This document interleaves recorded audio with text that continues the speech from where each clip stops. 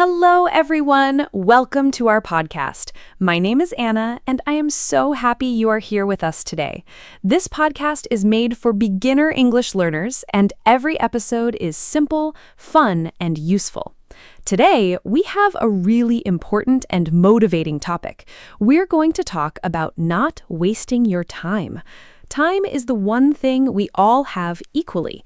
Everyone gets 24 hours in a day, but how we use those hours makes a huge difference in our lives. I am joined by my wonderful co-host, Mark. Mark, say hello and tell us, do you ever feel like you are wasting time? Hello. Thank you, Anna. Hi to all our wonderful listeners. Do I ever feel like I'm wasting time? Honestly, yes, sometimes. I think everyone does. But over the years, I've learned a lot about how to use time more wisely and how to recognize when I'm letting it slip away. Today, Anna and I are going to talk about what it means to waste time, why we do it, how to stop, and how to use your time in ways that make you feel happy, productive, and fulfilled. We will also give you lots of useful English vocabulary and phrases. Let's start with the basics. What does it mean to waste time? To waste time means to spend time on things that are not useful, important, or meaningful, things that do not help you grow, achieve your goals, or make you happy. The opposite of wasting time is using time well, or spending time productively. Some useful English vocabulary for this topic: productive, doing something useful and getting good results; efficient, completing tasks with the least amount of time or effort wasted; priority, something that is more important than other things; procrastinate, to delay doing something, especially something you should do. Great vocabulary to start with. The most common ways people waste time are quite relatable. Scrolling endlessly through social media, watching videos and reading posts without any clear purpose, sometimes for hours. Watching TV programs you do not even really enjoy just because the TV is on. Doing small, easy tasks to avoid a bigger, more difficult one. This is called procrastination. Saying yes to things you do not want to do and spending time on other people's priorities instead of your own. Overthinking, spending so much time worrying about decisions that you never actually make them. And waiting for the perfect moment, the perfect plan, or the perfect conditions before starting something important. Waiting for the perfect moment. I definitely recognize that one. Now let's talk about why we waste time, because understanding the reason is the first step to changing the habit. There are several common reasons. First, fear. When we are afraid of failure or of not doing something perfectly, we avoid starting. Second, lack of clear goals. If you do not know what you want to achieve, it is very easy to fill your time with unimportant activities. Third, low energy. When we are tired, we tend to choose easy, passive activities rather than meaningful ones. Fourth, distractions. Our phones, notifications, and the internet are designed to grab and hold our attention. The psychology of wasting time is very interesting. One important reason is what psychologists call instant gratification, choosing something that feels good right now even if it doesn't help you long term. Watching a funny video feels good instantly. Working on a difficult project feels hard now but rewarding later. Our brains are naturally attracted to the easy, immediate reward. Another reason is mental fatigue. When your brain is tired from working hard, it seeks rest through distraction rather than productive rest. Also, lack of structure means without a plan or routine, time easily disappears. And finally, some people waste time because they are simply not aware of how much time they are losing. Tracking your time? That sounds both scary and extremely useful. Now let's talk about the phrase, "don't waste your time," more directly. This phrase can be used in different ways in English. Sometimes we say it as encouragement. Don't waste your time worrying about things you cannot change. Sometimes we say it as advice. Don't waste your time with people who do not appreciate you. And sometimes we say it to warn someone. Don't waste your time on that project. It will never work. The phrase is very flexible and comes up in many different conversations. Mark, can you give our listeners more examples of how we use this phrase naturally in everyday English conversations?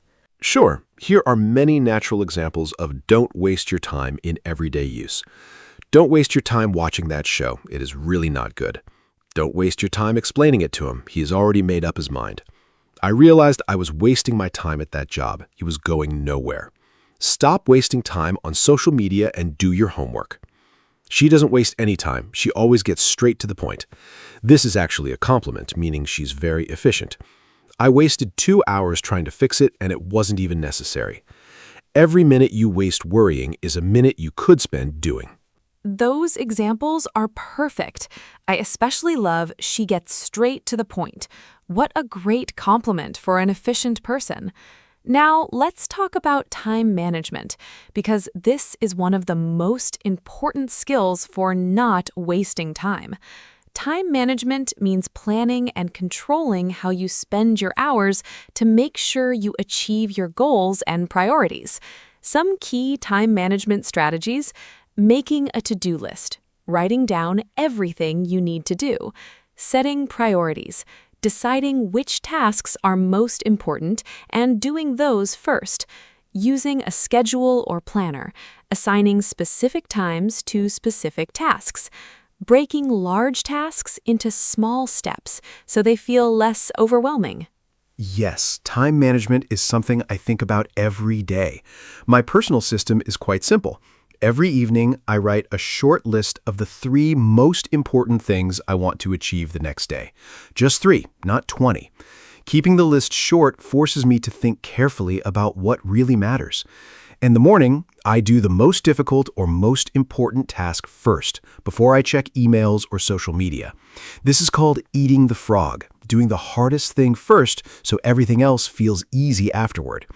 I also use a simple timer technique, working for 25 minutes without distraction, then taking a 5-minute break. This is called the Pomodoro technique. Eating the frog. What a vivid and memorable phrase. Now, let's talk about the difference between being busy and being productive, because these are not the same thing.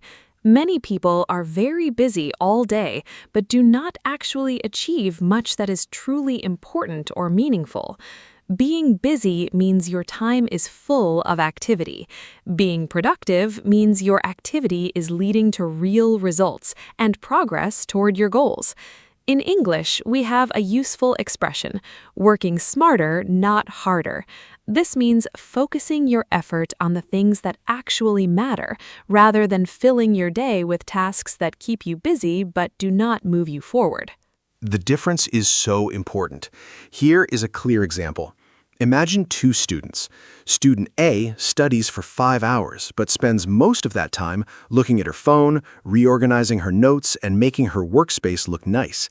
She feels very busy, but she does not learn much. Student B studies for 2 hours with complete focus, no phone, clear goals, active reading. She feels less busy, but she learns much more. Student B is productive. Student A is just busy. Another example. A person who attends many meetings at work all day long might feel very busy, but if those meetings do not lead to decisions or progress, they are not productive. Am I making progress toward what actually matters to me? What a powerful question to ask yourself. Now, let's talk about procrastination in more detail, because this is one of the biggest reasons people waste time. Procrastination means delaying or postponing tasks, especially important ones, in favor of easier or more enjoyable activities. Almost everyone procrastinates sometimes, but chronic procrastination, doing it all the time, can seriously harm your productivity, your career, and even your mental health. The feeling of having unfinished tasks hanging over you is very stressful. In English, common procrastination phrases include, "I will do it later," "I will start tomorrow," "I'm not in the mood right now," "I will wait until..." Procrastination is such a common struggle. The main reason people procrastinate is that the task feels uncomfortable, too difficult, too boring, too overwhelming, or too connected to a fear of failure or judgment. The brain avoids discomfort instinctively. The trick is to make starting easier, not finishing. The hardest part of any task is almost always the beginning, so one powerful strategy is commit to doing just 2 minutes of the task, just 2 minutes. Often, once you start, momentum builds and you continue naturally. Another strategy is to remove temptations. Put your phone in another room, close unnecessary browser tabs, and create a distraction-free environment. And remind yourself how good it feels to finish something. Commit to just 2 minutes. Such a clever and practical strategy. Just starting is often the hardest part, and once you begin, it becomes much easier to continue. Now, let's talk about something many people find difficult: saying no. One of the biggest ways people waste time is by saying yes to things they do not want to do, helping with tasks that are not their responsibility, attending events they don't enjoy, or taking on extra work when they are already too busy. Learning to say no kindly but clearly is an essential skill for protecting your time. Saying no is a skill that takes practice, but it gets easier. Here are some natural, polite ways to say no. I really appreciate you thinking of me, but I can't commit to that right now. I'm sorry, I already have plans. That sounds interesting, but it's not the right time for me. I need to protect my time at the moment. I'm going to have to pass on this one, but thank you. An important mindset shift is remembering that every time you say yes to something you don't want to do, you are saying no to something you do. Your time and energy are limited and valuable. If it is not a clear yes, it is a no. I love that rule. Now, let's talk about the role of habits in time management, because our daily habits have an enormous impact on how productively we use our time. A habit is something you do regularly, almost automatically without thinking. Good habits, like waking up early, exercising in the morning, or spending the first hour of your day on important work, save time and build consistency. Bad habits, like checking your phone first thing in the morning, staying up too late, or skipping planned tasks, waste time and reduce your energy. My most important time-protecting habit is my morning routine. I wake up at the same time every day, no snoozing the alarm. The first 30 minutes of my morning are screen-free. I drink water, stretch gently, and think about what I want to achieve that day. This calm, intentional start sets a positive tone for the whole day. Another important habit, I batch similar tasks together. For example, I check and reply to all emails at specific times, not constantly throughout the day. Constantly checking emails and messages is one of the biggest time wasters in modern life. Screen-free mornings and batching tasks, both such practical and effective habits. Now let's talk about distractions, because distractions are one of the greatest enemies of good time use in the modern world. A distraction is anything that takes your attention away from what you are supposed to be doing.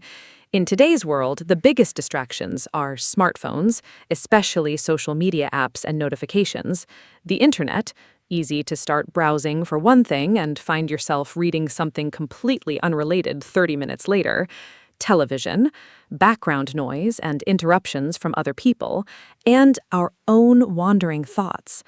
Research shows that after a distraction, it takes an average of 23 minutes to fully return to a focused state. Managing distractions is something I work on constantly.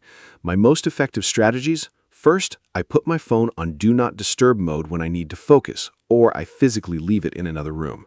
Out of sight really does mean out of mind. Second, I use website blocking apps during work sessions. These prevent me from visiting distracting sites like social media. Third, I communicate my focus time to the people around me, letting them know I need uninterrupted time so they do not disturb me unnecessarily.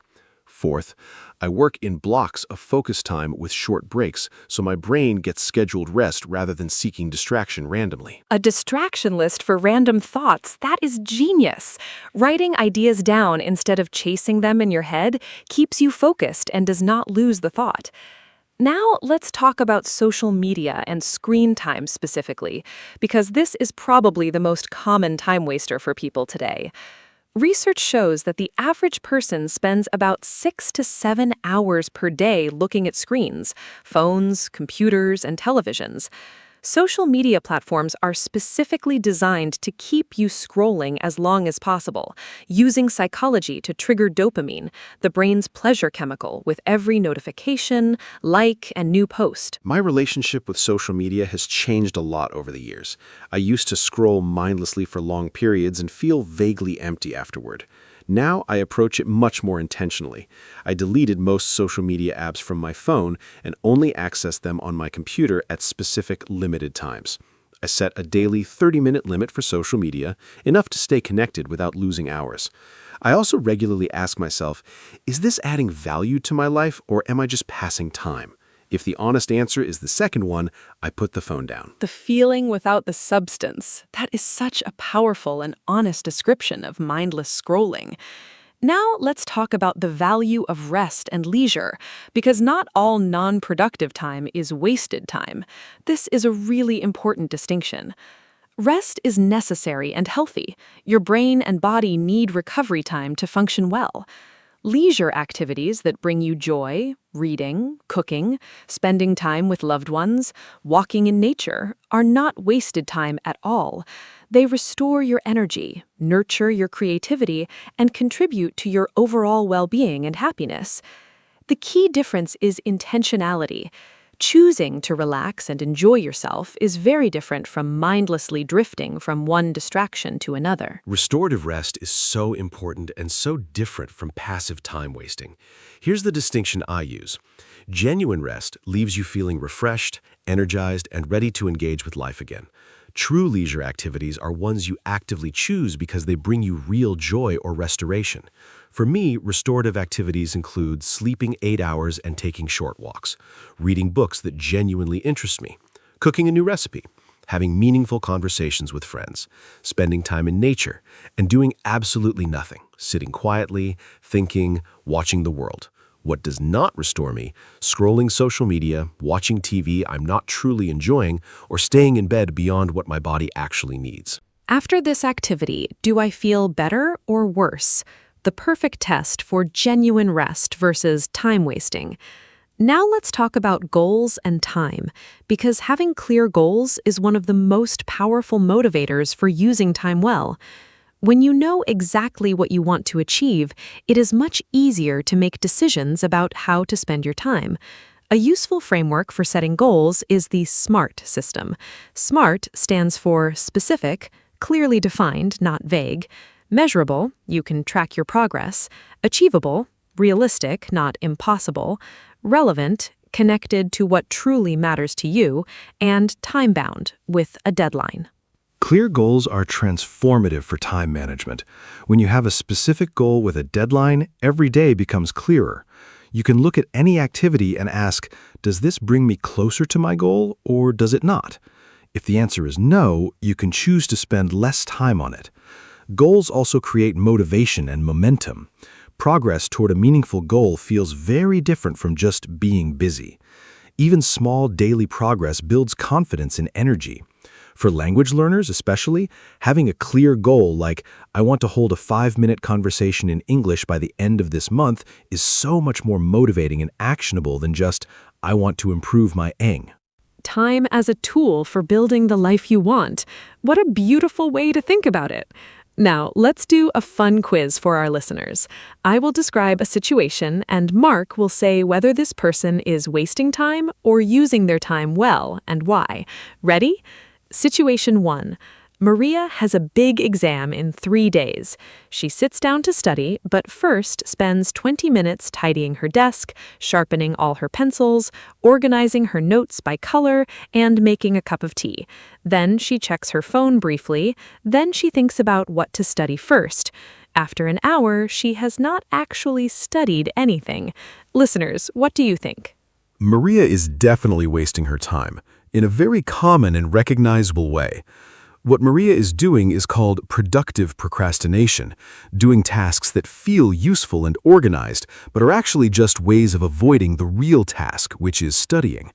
Tidying her desk and color-coding her notes feel productive, but they are not the priority right now. The exam is the priority. This pattern is very common because our brains like to do easy, satisfying tasks to avoid the more difficult but more important one. The solution for Maria: set a timer for 25 minutes, open the textbook to the first topic and begin, even if she does not feel completely ready. Starting imperfectly is always better than waiting perfectly and never beginning. Perfect advice for Maria and for all of us. Now, situation 2 for our quiz. James finishes work at 6 in the evening. He comes home, changes his clothes, and goes for a 30-minute run. Then he cooks a simple dinner while listening to an English podcast. After dinner, he reads a book for 45 minutes. Then he calls his mother for 20 minutes. At 9:30, he puts his phone away and goes to bed at 10:30. Listeners, is James wasting his time? Think about it. His evening seems full of activities, but are they meaningful? Mark, what is your verdict this time? James is absolutely using his time beautifully. Every activity in his evening is intentional and restorative. Exercise, excellent for physical and mental health. Cooking while listening to a podcast, multitasking in a genuinely useful way, enjoying a skill and learning at the same time. Reading, personal growth, and genuine relaxation. Calling his mother, maintaining an important relationship, and going to bed at a reasonable hour, protecting his sleep and energy for tomorrow. None of these activities is passive or mindless. James is choosing activities that serve his health, his learning, his relationships, and his well-being. This is the ideal evening, not because it is perfect, but because every choice is deliberate and meaningful. James is my new role model for evenings. Now let's talk about something that many people struggle with, the fear of missing out, or FOMO. FOMO is a common modern feeling, the anxiety that other people are doing exciting things and you're missing out by not being there or not being involved. FOMO often drives people to waste enormous amounts of time on social media, checking what others are doing, attending events they do not truly want to attend, or constantly looking at their phone.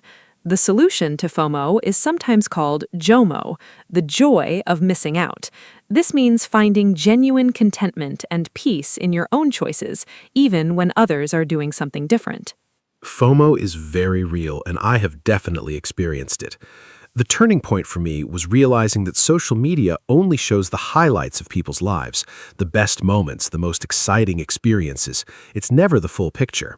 So comparing your ordinary Tuesday to someone else's curated holiday photos is always going to make your life seem less interesting, even when your life is actually wonderful. I now practice JOMO very deliberately. When I choose to stay home and read instead of going to a loud party, I enjoy that choice fully, rather than wondering what I'm missing. Comparison is the thief of joy. That is one of my favorite English expressions. And presence is the antidote to FOMO. What a beautiful and wise thought. Now let's talk about the relationship between time and energy, because managing your energy is just as important as managing your time. You might have 24 hours in a day, but if you spend them exhausted and unfocused, you will not use them well. Understanding when your energy is highest, when you feel most alert, creative, and motivated, is very useful for scheduling your most important tasks at those times. For most people, energy is highest in the morning. Energy management is something I think about a lot. I have noticed clear patterns in my own energy. My mental energy is highest in the morning. This is when I do my most creative and demanding work. I protect this time fiercely. No emails, no social media, no meetings if possible. Mid-afternoon, around 2 or 3 o'clock, my energy naturally dips. This is normal. Our bodies have a biological tendency toward a rest period in early afternoon. Instead of fighting it with caffeine, I use this time for lighter tasks, responding to emails, attending meetings, or doing administrative work. In the late afternoon, energy often rises again for several hours. Working with your natural energy rhythms, what a smart and practical approach. Now let's give our listeners some final practical tips for not wasting time. These are simple, actionable steps they can start using immediately. Tip 1. Start each day by identifying your top 3 priorities. Tip 2. Do the most important task first before distractions begin. Tip 3. Put your phone away during focused work time. Tip 4. Use a timer. Work in focused blocks with short breaks. Tip 5. Track your time for 1 week. Write down what you do each hour. The results might surprise you. Tip 6. Learn to say no kindly but clearly. More practical tips. Tip 8. Set specific times for checking emails and social media, not continuously throughout the day. Tip 9. Get enough sleep. A tired mind wastes far more time than a rested one. Tip 10. Remove apps from your phone that consume time without adding value. Tip 11. Plan your week on Sunday evening. Knowing your schedule reduces decision fatigue during the week. Tip 12. Stop multitasking. Research shows that doing two things at once means doing them both worse. Focus on one thing at a time. Tip 13. Celebrate progress, not perfection. Getting 80% of something done is far better than planning a perfect version forever. Every hour is an hour of your one precious life. That is perhaps the most important reminder of the entire episode. Let me now give a final summary of everything we talked about today. We discussed what it means to waste time and why people do it: fear, lack of goals, distractions, and procrastination. We talked about the difference between being busy and being productive. We explored procrastination and practical strategies to overcome it. We discussed saying no, daily habits, distractions, social media, and the value of true rest. We talked about SMART goals, energy management, FOMO and JOMO, and we did a fun quiz with Maria and James. Thank you so much, Anna. This was one of my favorite episodes. And a huge thank you to every single listener who spent this time with us today. And what an appropriate topic that is. You chose to spend time listening to this podcast, learning English, and thinking about how to live more intentionally. That is already an excellent use of your time. Take today's ideas and try just one or two of them this week. Put your phone away for 1 hour. Write your top 3 priorities tomorrow morning. Say no to one thing that does not serve you.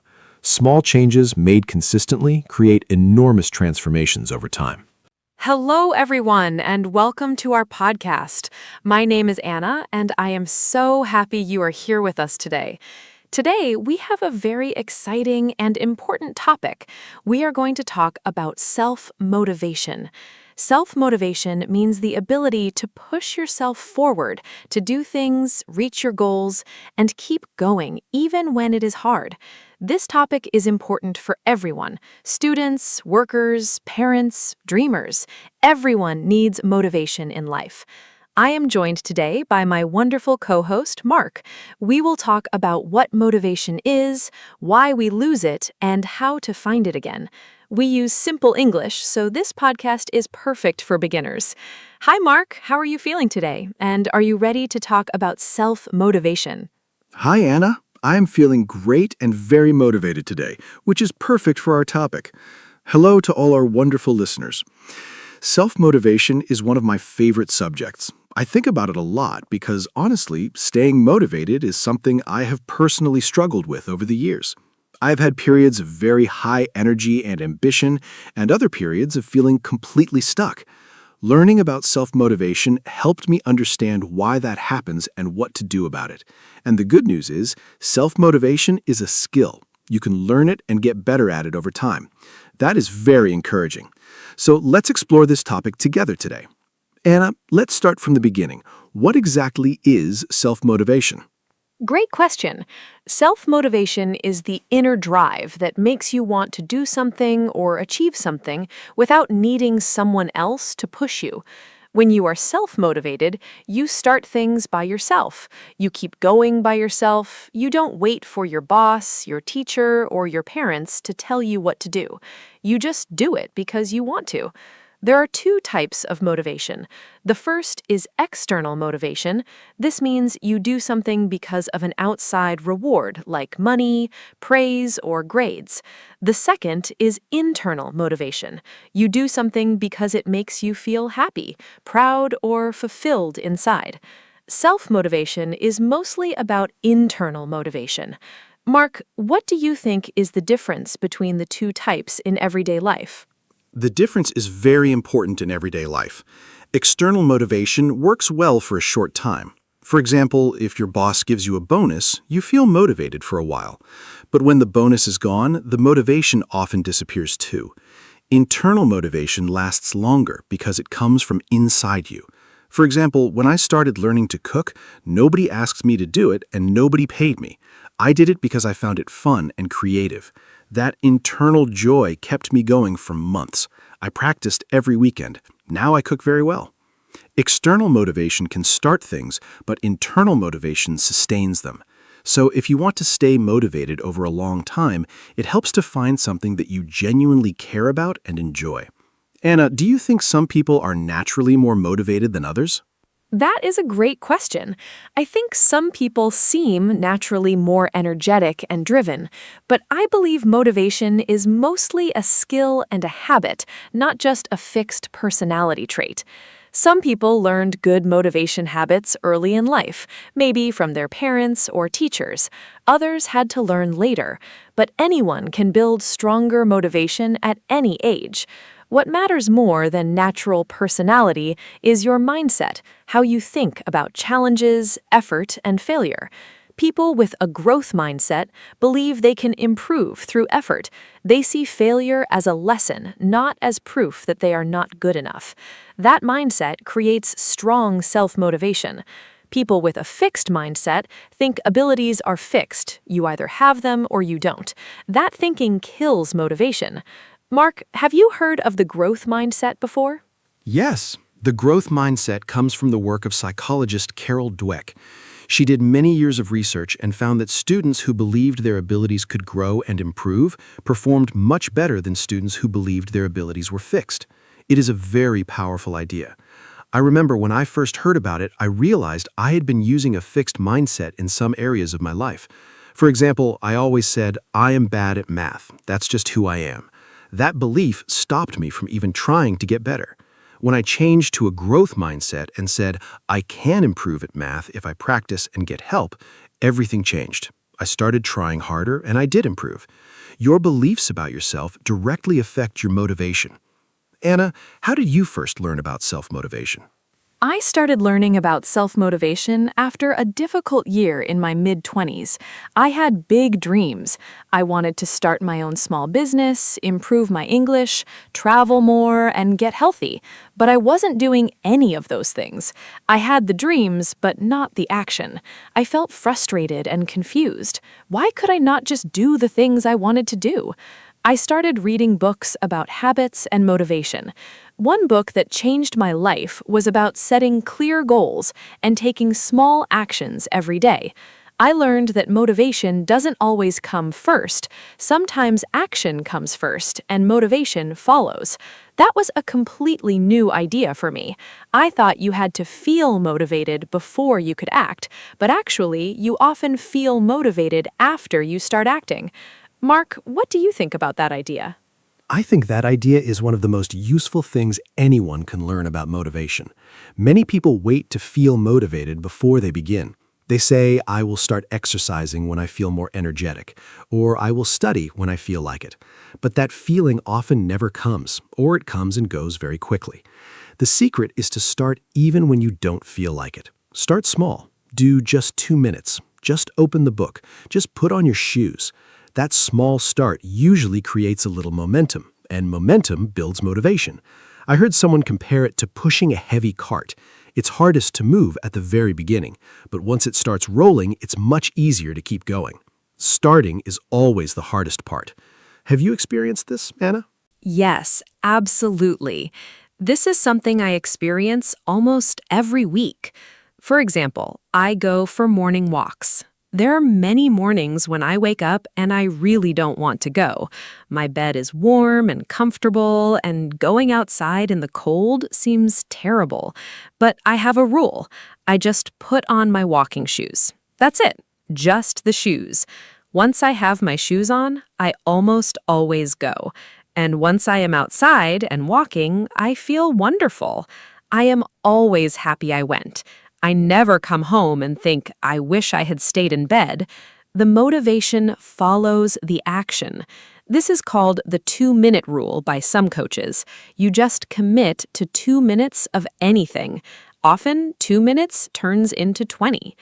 What small actions help you start when you don't feel motivated, Mark? For me, the biggest small action is making my bed in the morning.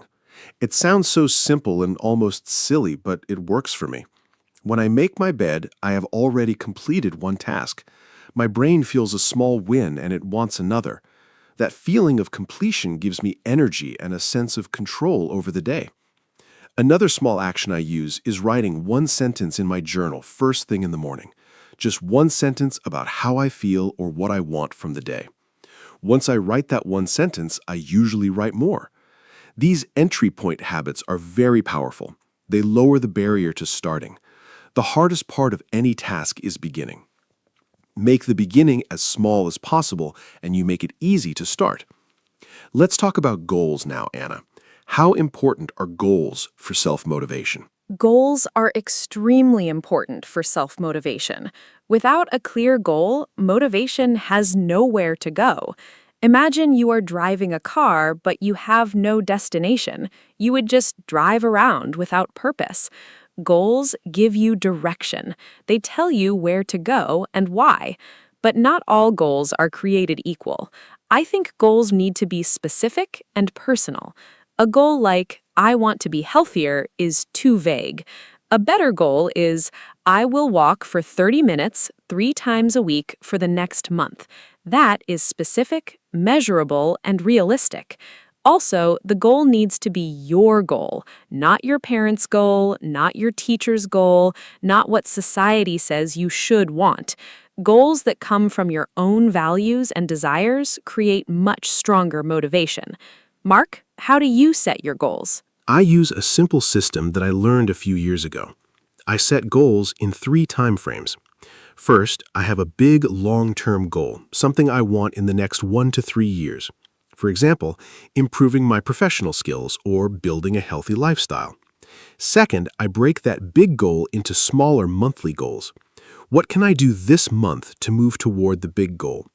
Third, I break the monthly goal into weekly actions. What will I do this week, specifically? This system makes big, scary goals feel manageable. Instead of thinking, I want to write a book someday, which feels impossible, I think, I will write 200 words today. 200 words a day becomes a book over time. Small steps, big results. Do you write down your goals, Anna? Yes, writing goals down is very important to me.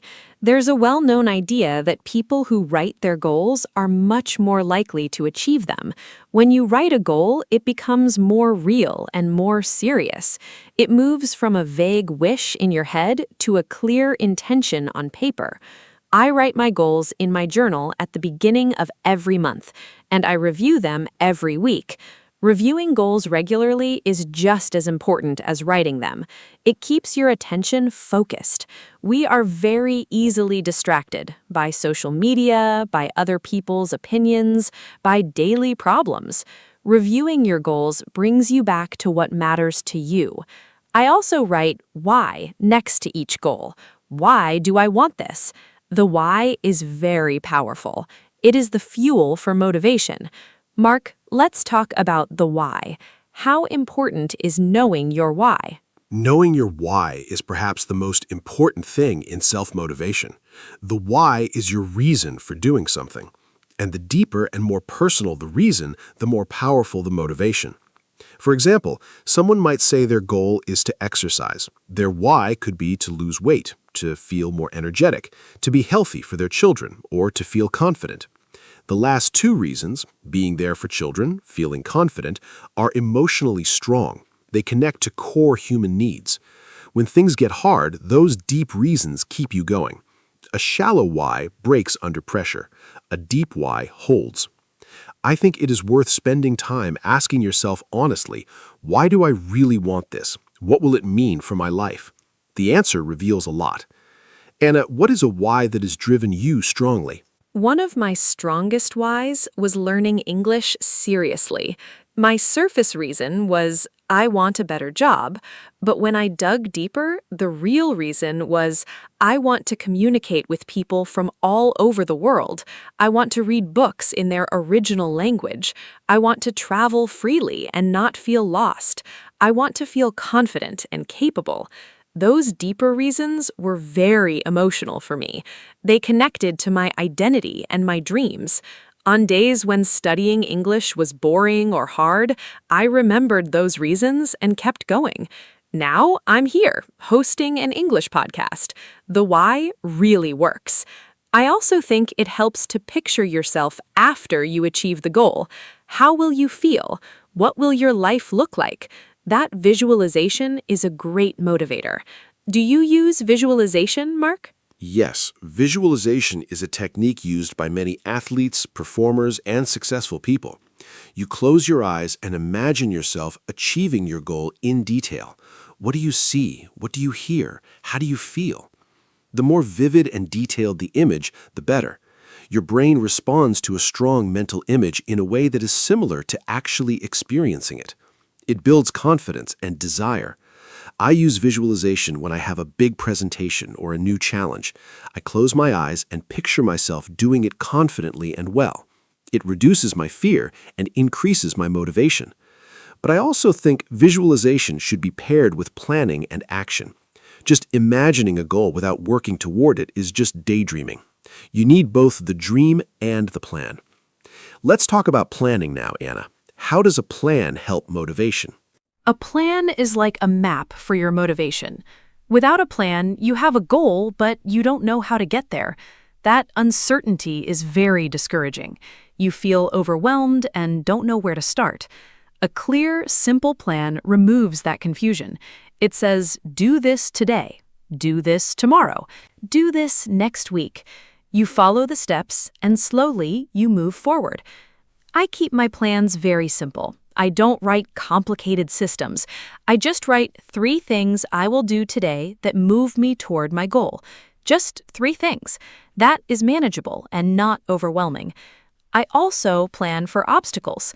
I ask myself, what might stop me today? And what will I do if that happens? This kind of planning makes me feel prepared and confident.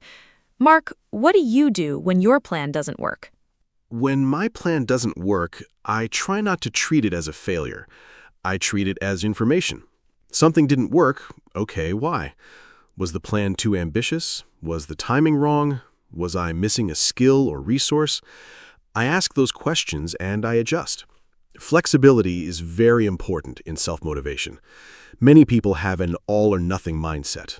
If they miss one day of exercise, they say, I failed. I give up. But that is not realistic. Life is messy. Plans change. The key is not to be perfect, it is to be persistent.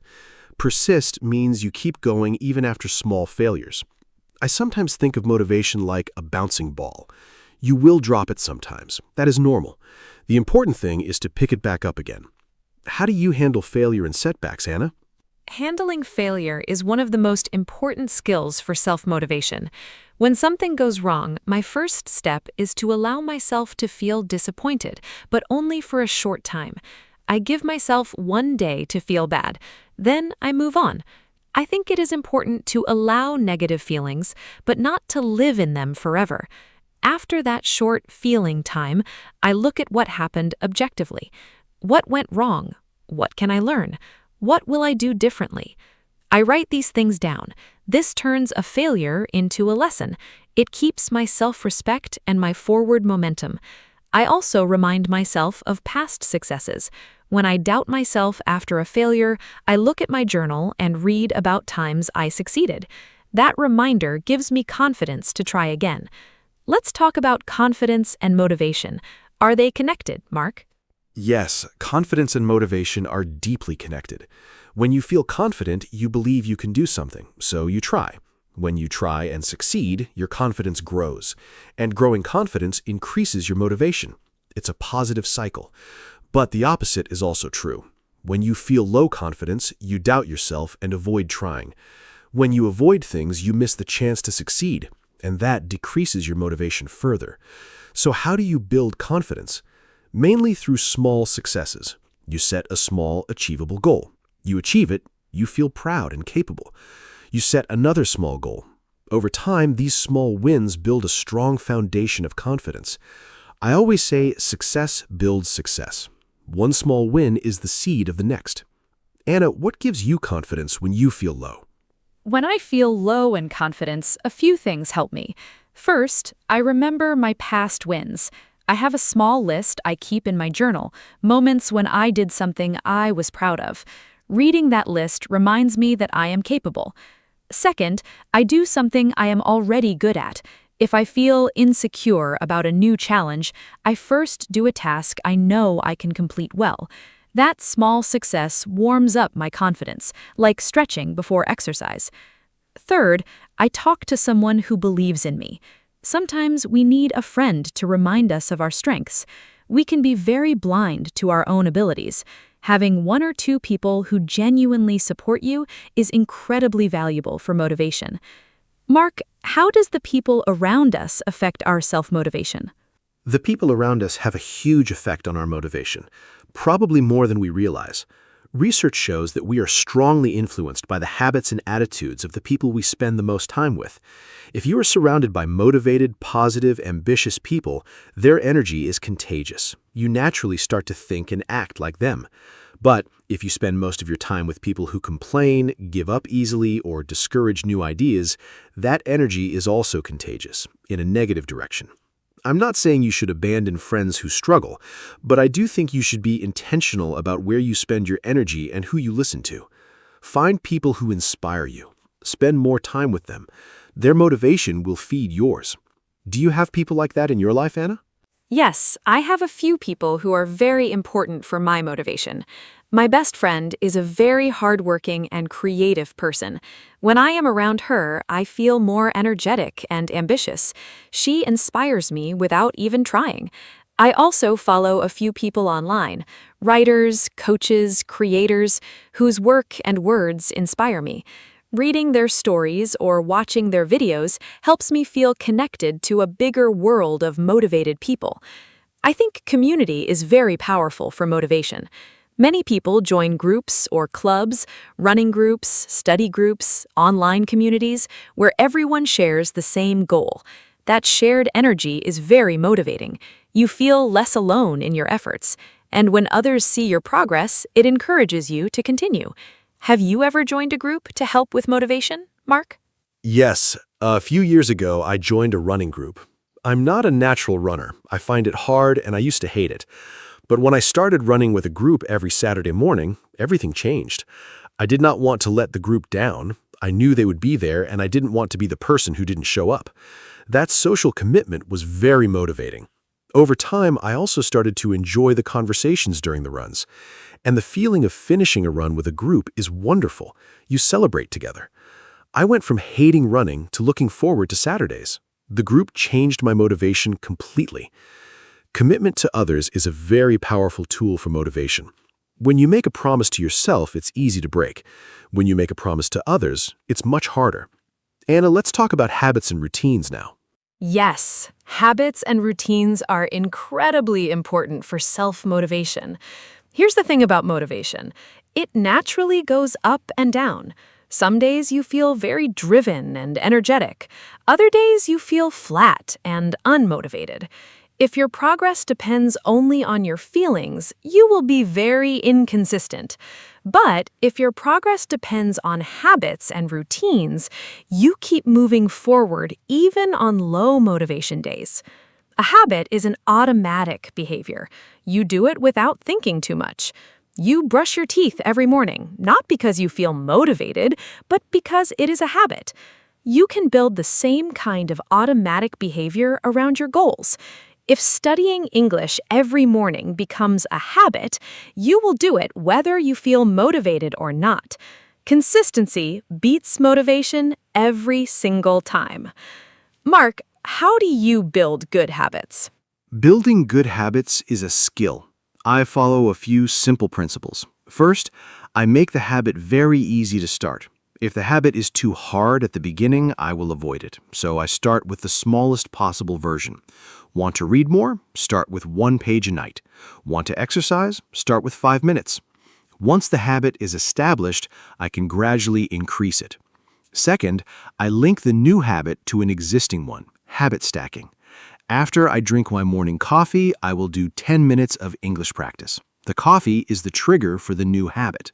Third, I track my habits. I use a simple calendar and put a mark on every day I do the habit. A streak of marks is very motivating. You don't want to break the chain. These 3 simple steps have helped me build lasting habits. What is a habit you built that changed your life, Anna? The habit that changed my life most is daily reading. I started reading just 10 pages every night before bed. It seemed like nothing at first, but 10 pages a night is about 300 pages a month. That is 1 or 2 books a month. Over 1 year, I read more than 15 books. Those books changed how I think, how I communicate, and how I see the world. I learned so many new things about psychology, about habits, about history, about creativity. I became a better thinker and a better English speaker, all from 10 pages a night. I never would have believed that at the start. This is a great example of how a tiny, consistent habit creates enormous change over time. The power of small and consistent actions is amazing. Let's talk about procrastination now, Mark. Why do people procrastinate? Procrastination is one of the biggest enemies of self-motivation. It means you delay doing something even when you know you should do it. You say, "I'll do it later," and later never comes. Why do people procrastinate? It's usually because of one of these reasons. First, the task feels too big or overwhelming. Second, there's a fear of failure. If you don't start, you can't fail. Third, there's a fear of imperfection. You want to do it perfectly, so you wait for the perfect moment that never arrives. Fourth, the task is boring or unpleasant. Understanding why you are procrastinating is the first step to stopping it. Each reason needs a different solution. For the too big reason, break the task into tiny pieces. For the fear of failure reason, remind yourself that done is better than perfect. Anna, what is your best tip for fighting procrastination? My best tip for fighting procrastination is the 5-minute commitment. When I don't want to start something, I tell myself, just do it for 5 minutes. After 5 minutes, you can stop if you want. Almost always after 5 minutes, I am already working, and I keep going. The starting was the barrier, not the task itself. Another tip I love is removing distractions before I start. I put my phone in another room. I close unnecessary browser tabs. I make myself a cup of tea. Then I sit down with everything ready and nothing to distract me. A clear environment helps a clear mind. I also use a timer. I work for 25 minutes with full focus, then take a 5-minute break. This is called the Pomodoro technique. It makes long tasks feel very manageable. Have you tried the Pomodoro technique, Mark? Yes, the Pomodoro technique is excellent. Working for 25 minutes with full focus, then resting for 5 minutes, then repeating, it keeps your brain fresh and makes deep work very achievable. I use it for writing, studying, and complex tasks. But even simpler than Pomodoro is just removing your phone from the room. I think the smartphone is the #1 killer of self-motivation in the modern world. Every notification is a little interruption. Every scroll through social media is 5 or 10 minutes of your goal time gone. I started leaving my phone in another room when I work or study, and my productivity increased enormously. We are not strong as our habits. Our environment often controls us. So, design your environment to support your goals, not to distract from them. Anna, let's talk about energy and self-motivation. Are they connected? Absolutely. Energy and motivation are very closely connected. When your energy is low, even small tasks feel impossible. When your energy is high, you feel motivated to do many things. So taking care of your physical energy is a form of self-motivation. This means sleeping enough, eating nutritious food, moving your body regularly, and taking real breaks. I noticed that my most motivated periods always coincide with the times I sleep well and exercise regularly. My lowest motivation periods are always when I am tired, eating poorly, or sitting too much. Many people try to push through low energy with willpower or caffeine, but that only works for a short time. The sustainable solution is to manage your energy levels through good physical habits. Motivation follows energy. Mark, when during the day are you most motivated? I am definitely a morning person. I feel most sharp, creative, and motivated in the first 2 to 3 hours after I wake up. That's when I do my most important and creative work. I protect those morning hours very carefully. I do not check social media or emails until I've finished my most important task of the day. After lunch, my energy naturally drops a little. I use that lower energy time for smaller, routine tasks, answering messages, organizing, reading. In the late afternoon, my energy often comes back a little, but not as strongly as the morning. Understanding your own energy patterns is very useful for self-motivation. Schedule your hardest, most important tasks for your highest energy time. Don't waste your peak hours on easy tasks. Do you know your own energy patterns, Anna? Yes, I am also more productive in the mornings. My mind feels clearest before noon. I use that time for writing, learning, or anything that requires real concentration. In the afternoons, I feel slower, so I use that time for lighter work, organizing, responding to messages, doing simple tasks. I also discovered that short afternoon walks boost my energy significantly. Even a 10-minute walk outside around 3 o'clock gives me a second wave of motivation and energy for the rest of the day. I think people underestimate the power of movement as an energy booster. When you feel unmotivated and sluggish, the best thing to do is often the thing you least want to do. Get up and move. It almost always helps. Mark, let's talk about self-talk. How does the way we talk to ourselves affect motivation? Self-talk has an enormous effect on motivation. The words we say to ourselves in our heads are like a constant background voice, and that voice is either encouraging or discouraging. Many people have a very harsh inner critic. They say things to themselves like, "You're so lazy," "You always fail," or "You will never be good enough." That kind of self-talk destroys motivation. If a friend talked to you like that, you would stop spending time with them. But we say these things to ourselves all day. The good news is that you can change your self-talk. It takes practice, but it is possible. Notice when the negative voice appears. Challenge it. Replace it with something kinder and more realistic. Instead of, "I can't do this," try, "This is hard, but I can try one step at a time." That small shift changes your whole emotional state. Anna, how do you practice positive self-talk? I practice positive self-talk in several ways. First, I pay attention to my thoughts when I face a challenge. If I hear a negative thought, I name it. I say, "Oh, there's the inner critic again." Naming it gives me distance from it. It reminds me that the thought is not the truth, it is just a habit. Second, I have a few go-to phrases I use when I need encouragement. For example, "one step at a time." "Progress is more important than perfection." "I have done hard things before." These phrases are short and simple, but they shift my mindset quickly. Third, I sometimes speak to myself in the third person. Instead of, "I can't do this," I say, "Anna, you can do this." Research shows this technique, talking to yourself by name, creates useful emotional distance and increases self-control and motivation. Do you ever use encouraging phrases, Mark? Yes, I have a few personal mantras, short phrases I repeat to myself when I need strength. One of mine is, "Start before you're ready." It reminds me not to wait for the perfect conditions. Another one is, "Discipline is freedom." At first, this sounds strange. How can discipline be freedom? But I have found it to be very true. When I am disciplined about my goals and habits, I actually feel freer. I have more energy, more time, and more confidence. Discipline creates the life I want. Without discipline, I drift and feel lost. Another phrase I love is, "Compare yourself to who you were yesterday, not to who someone else is today."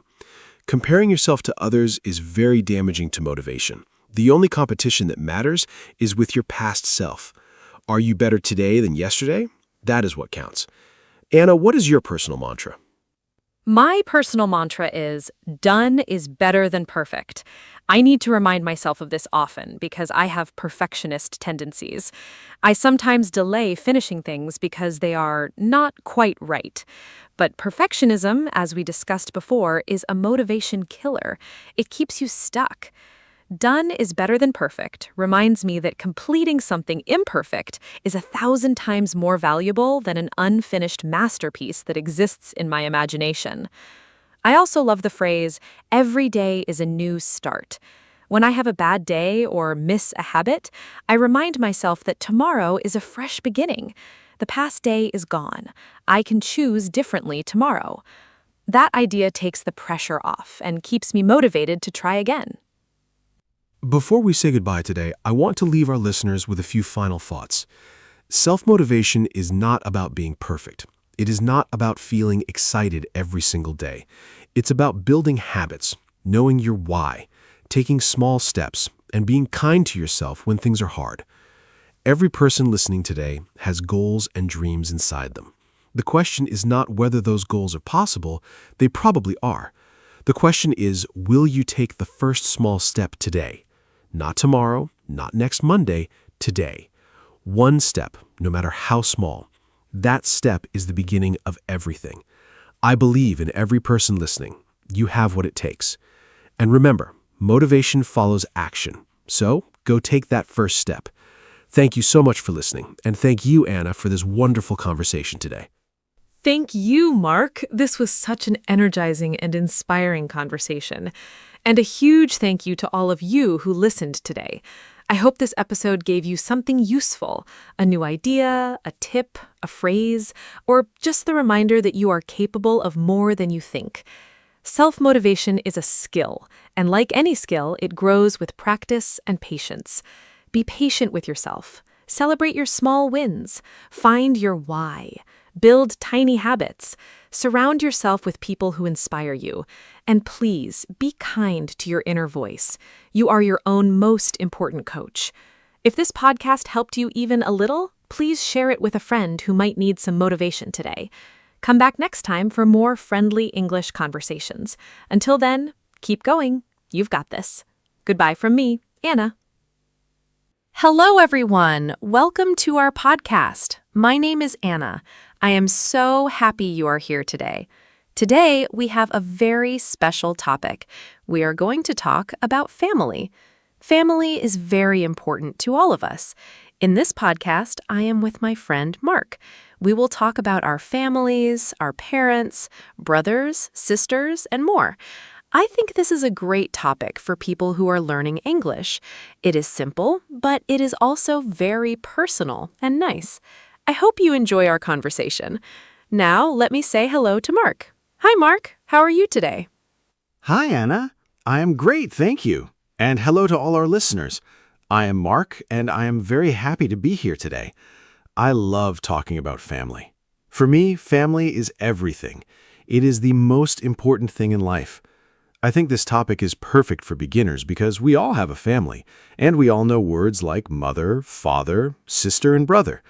So this podcast will help you learn those words in English and use them in real conversations. I am excited to share my family stories with you today. Let's start, Anna.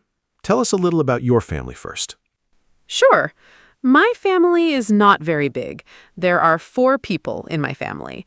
I have my mother, my father, my younger brother, and me.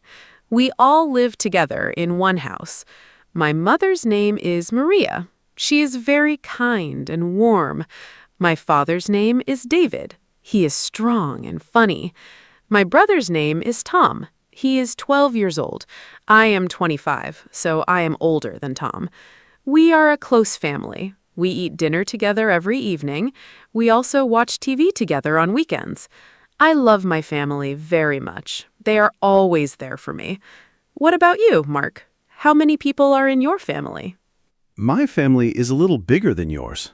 I have my mother, my father, 2 sisters, and 1 brother, so there are 6 people in my family. My mother's name is Helen. She is a teacher. My father's name is Robert. He works in an office. My older sister is Lisa. She is 30 years old.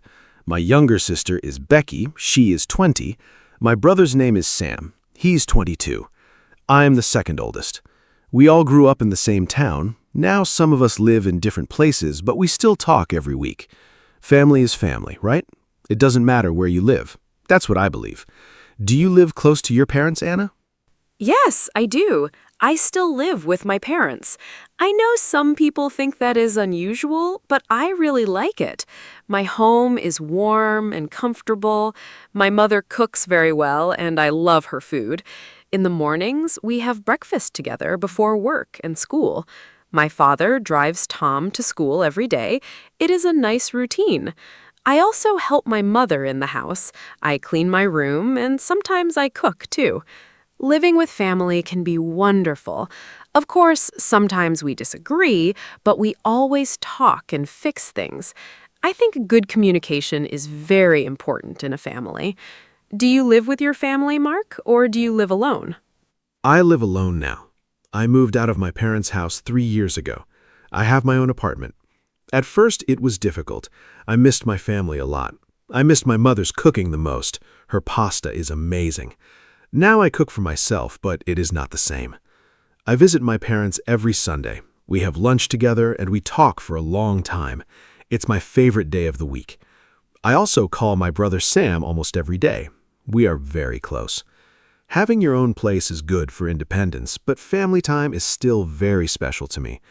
I think you're lucky to still live with your family, Anna. Do you think you will move out soon? Maybe in a few years. Right now, I'm saving money. Apartments are expensive in my city, and honestly, I really enjoy living with my parents. But yes, one day I will move out and start my own life. I think it is important to become independent. My parents always say, "Anna, you can stay as long as you want." They're so sweet. I think my mother will be a little sad when I leave. We are very close. She is not just my mother, she's also my best friend. I can tell her everything. I hope one day I will have my own family too, a husband and maybe 2 children. Do you want children someday, Mark? Yes, definitely. I love children. I think having a family is a beautiful thing. I want 2 or 3 children someday. Right now, I am not married, but I hope to get married in the future. I think being a good father is one of the most important things a man can do. My own father is a great example for me. He was always there when I needed him. He helped me with school, with problems, with everything. I want to be like him. I also want my future children to know my parents, their grandparents. Grandparents are very special. They have so much love and wisdom. Do you have grandparents, Anna? Are they still alive? Yes, I do. I have 2 grandparents on my mother's side. My grandmother's name is Rose, and my grandfather's name is George. They are both in their 70s, and they are still very active. They live in a small village about 2 hours from our city. We visit them in the summer. I love going there. Their house is old but very cozy. My grandmother always bakes bread and cakes. The smell is wonderful. My grandfather tells amazing stories about the past. I can listen to him for hours. Unfortunately, my father's parents passed away before I was born, so I never met them. That makes me a little sad. But I feel very lucky to have Rose and George. Do you have grandparents too? Yes, I have one grandmother. Her name is Betty. She's 81 years old, and she's still very sharp and funny. She lives in a care home now, but she is happy there. I visit her every month. She always remembers everything and asks me many questions. Are you eating well? Do you have a girlfriend? She makes me laugh every time. My grandfather on my mother's side passed away 5 years ago. His name was Jim. I miss him very much. He was a great man, very wise and gentle. My father's parents both passed away when I was young. I have some photos of them, but no real memories. It is a little sad. But Betty is wonderful, and I treasure every visit with her. Betty sounds wonderful. I love that she is still funny and curious at 81. Old people have so many interesting stories and experiences. Let's talk about siblings now. You said you have 2 sisters and a brother. Are you close to all of them? I only have one sibling, my brother Tom. He is still young, only 12, so sometimes we don't have much to talk about. He likes video games and cartoons.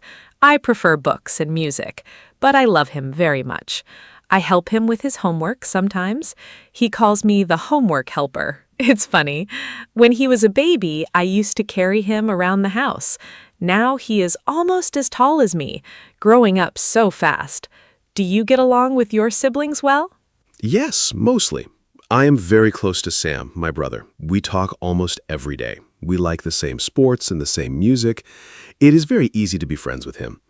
With my sisters, it is a little different. Lisa, my older sister, is very serious. She works a lot and is always busy. We love each other, but we don't talk as often as I would like. Becky, my younger sister, is very cheerful and funny. She always makes the family laugh. When we are all together, it is a lot of fun. Of course, when we were children, we fought sometimes, over toys, over the TV, over small things. But now that we are adults, we appreciate each other much more. That is normal, I think. Did you fight with Tom when you were young? Not really, because Tom is much younger than me. When he was born, I was 13, so I was more like a second mother to him than a sister who fights. I helped my mom take care of him. I fed him, I read him stories, I played with him. It was sweet. He looked up to me a lot. Even now, he still comes to me when he has a problem and doesn't want to tell mom or dad. I like that. It means he trusts me. I think the age difference is actually nice. We don't compete, we just support each other. Let's talk about parents now. Tell me more about your mom. You said she is a teacher. What does she teach? My mom teaches English at a primary school. She's been a teacher for over 25 years. She loves her job. She always says that children give her energy. She is very patient and kind, and I think those qualities make her a great teacher. At home, she was the same way, patient with us, always ready to explain things. My mom is also a great cook. On Sundays, she makes a big traditional meal for the whole family. It is our favorite time of the week. She works very hard, but she never complains. I really admire her for that. What does your mother do, Anna? Does she work or does she stay at home? My mother works part-time as a nurse at a local clinic. She works 3 days a week. It is not a full-time job, so she also has time for the family. She is very caring and calm. I think her job made her that way, or maybe she chose her job because she was always that way. She is always the person in the family who makes everyone feel better when they are sad or sick. When I was a child and had a fever, she stayed next to me all night. She never slept until I was better. That memory is very special to me. She is my hero. I think mothers are truly amazing people. Your mother sounds great too, Mark. We are both very lucky. We really are. Now let's talk about fathers. My dad, Robert, works in an office. He's an accountant. His job is about numbers and money. At home, he is very different from work, very relaxed and funny. He loves football and watches every match on TV. He also likes gardening. On weekends, he spends a lot of time in the garden. He grows tomatoes, peppers, and herbs. It is his hobby, and he is very proud of it. Every summer, we eat vegetables from his garden. They taste so much better than vegetables from a shop. My dad is also very wise. When I have a big decision to make, I always call him first. His advice is always good. What is your dad like, Anna? My dad is a mechanic. He fixes cars. He has his own small garage near our home. He loves his work. He is always talking about engines and cars. I don't understand much about cars, but I love listening to him because he is so passionate about it. My dad is also very strong and protective.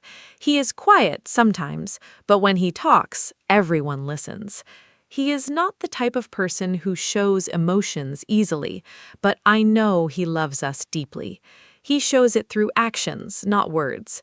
He fixes things around the house. He makes sure we are safe. He works hard for our family. One of my happiest memories is going to his garage as a child and helping him with small things. Do you have a special memory with your dad, too? Yes, my best memory with my dad is going fishing together. Every summer, just the two of us would go to a lake near our town. We would wake up very early in the morning at 5 o'clock and drive to the lake. We never caught many fish, but that was not really the point. We just talked, laughed, and enjoyed the quiet morning together. I still remember the smell of the lake and the sound of the birds. My dad would make coffee in a small thermos, and we would drink it by the water. Those mornings were so peaceful. I have not gone fishing in a long time, but now I really want to go again. Maybe I will invite my dad this summer. That memory warms my heart. What is your happiest family memory, Anna? Oh, Oh, what a beautiful story, Mark. The fishing memory is so sweet. My happiest family memory is our summer holiday when I was about 10 years old. My parents saved money for a whole year, and we went to the beach for 1 week. It was my first time at the sea. I remember seeing the ocean for the first time and thinking it was the biggest thing in the world. My dad carried me on his shoulders in the water. My mom made sandwiches on the beach. We all played in the sand. Tom was not born yet, so it was just the three of us. It was simple but perfect. I remember laughing a lot. To this day, the smell of the sea makes me feel happy and safe. I want to go back to that beach one day. That is a beautiful memory. Simple moments really are the most special, aren't they? Let's talk about family traditions now. Every family has its own traditions, things they do every year or every week. Does your family have any special traditions, Anna? For us, it is Sunday lunch, of course. My mom always cooks a big meal, roast chicken, potatoes, salad, and we all eat together. No phones at the table, that is a rule. We just talk and enjoy the food and each other's company. Another tradition is that every Christmas, my whole family goes to my parents' house. All 6 of us, plus Grandma Betty. It is loud and full of love. I look forward to it all year. What traditions does your family have? We have a few nice traditions. Every Saturday morning, my dad makes pancakes. He has been doing this for as long as I can remember. He makes them with honey and fruit. We all eat breakfast together and talk. It's a very relaxed, happy morning. Another tradition is that on New Year's Eve, we go to my grandparents' village. We spend 2 or 3 days there. My grandmother cooks a huge dinner on New Year's Day. We play card games and watch old movies. It's very cozy. I also love our birthday traditions. In our family, on your birthday, you choose the dinner menu. The birthday person is king or queen for the day. It sounds simple, but it makes everyone feel very special. These little traditions bring us together. I love the birthday tradition. Choosing your own dinner menu is a great idea. In our family, the birthday person also gets breakfast in bed. My mom always brings a tray with eggs, toast, and orange juice to your room in the morning. It feels so special. Now, let me ask you something different, Anna. Do you think the idea of family is changing in the world today? For example, some families have one parent, or 2 mothers, or 2 fathers. Some people live very far from their families. Technology changes how we stay connected. What do you think about the modern family? Is it different from the family you grew up with? That's a great question, Mark. Yes, I think family is changing. In the past, a family usually meant a mother, a father, and children, all in one house. Today, families look different. Some children grow up with just one parent. Some have step-parents. Some are raised by grandparents. I think what matters most is love and support, not the shape of the family. I have friends from single-parent families who are very happy and loved. I also think technology helps modern families stay close even when they are far apart. Video calls, messages, and photos make distance smaller. My family uses a group chat every day. It's a nice way to share small moments. Family is love, not a fixed structure. I completely agree with you. Family is love, not a fixed structure. I think what children need most is to feel safe, loved, and supported. That can happen in many different types of families. I also think technology is very helpful. My sister Lisa lives in another country now. She moved abroad for work 2 years ago. We use video calls to see her face, which makes a huge difference. It's not the same as being in the same room, of course, but it's much better than nothing. In the past, if someone moved to another country, you might only see them once a year. Now we can talk every week. Do you have any family members who live far away, Anna? Yes, I have an uncle who lives in Canada. His name is Peter. He is my father's brother. He moved there about 15 years ago. He has a wife and 3 children there. We do not see them often, maybe once every 3 or 4 years. But we send messages and have video calls on special occasions, like birthdays and Christmas. His children, my cousins, speak English and a little bit of their local language there. I have never met them in person, only on screen. Isn't that strange? But I still feel connected to them.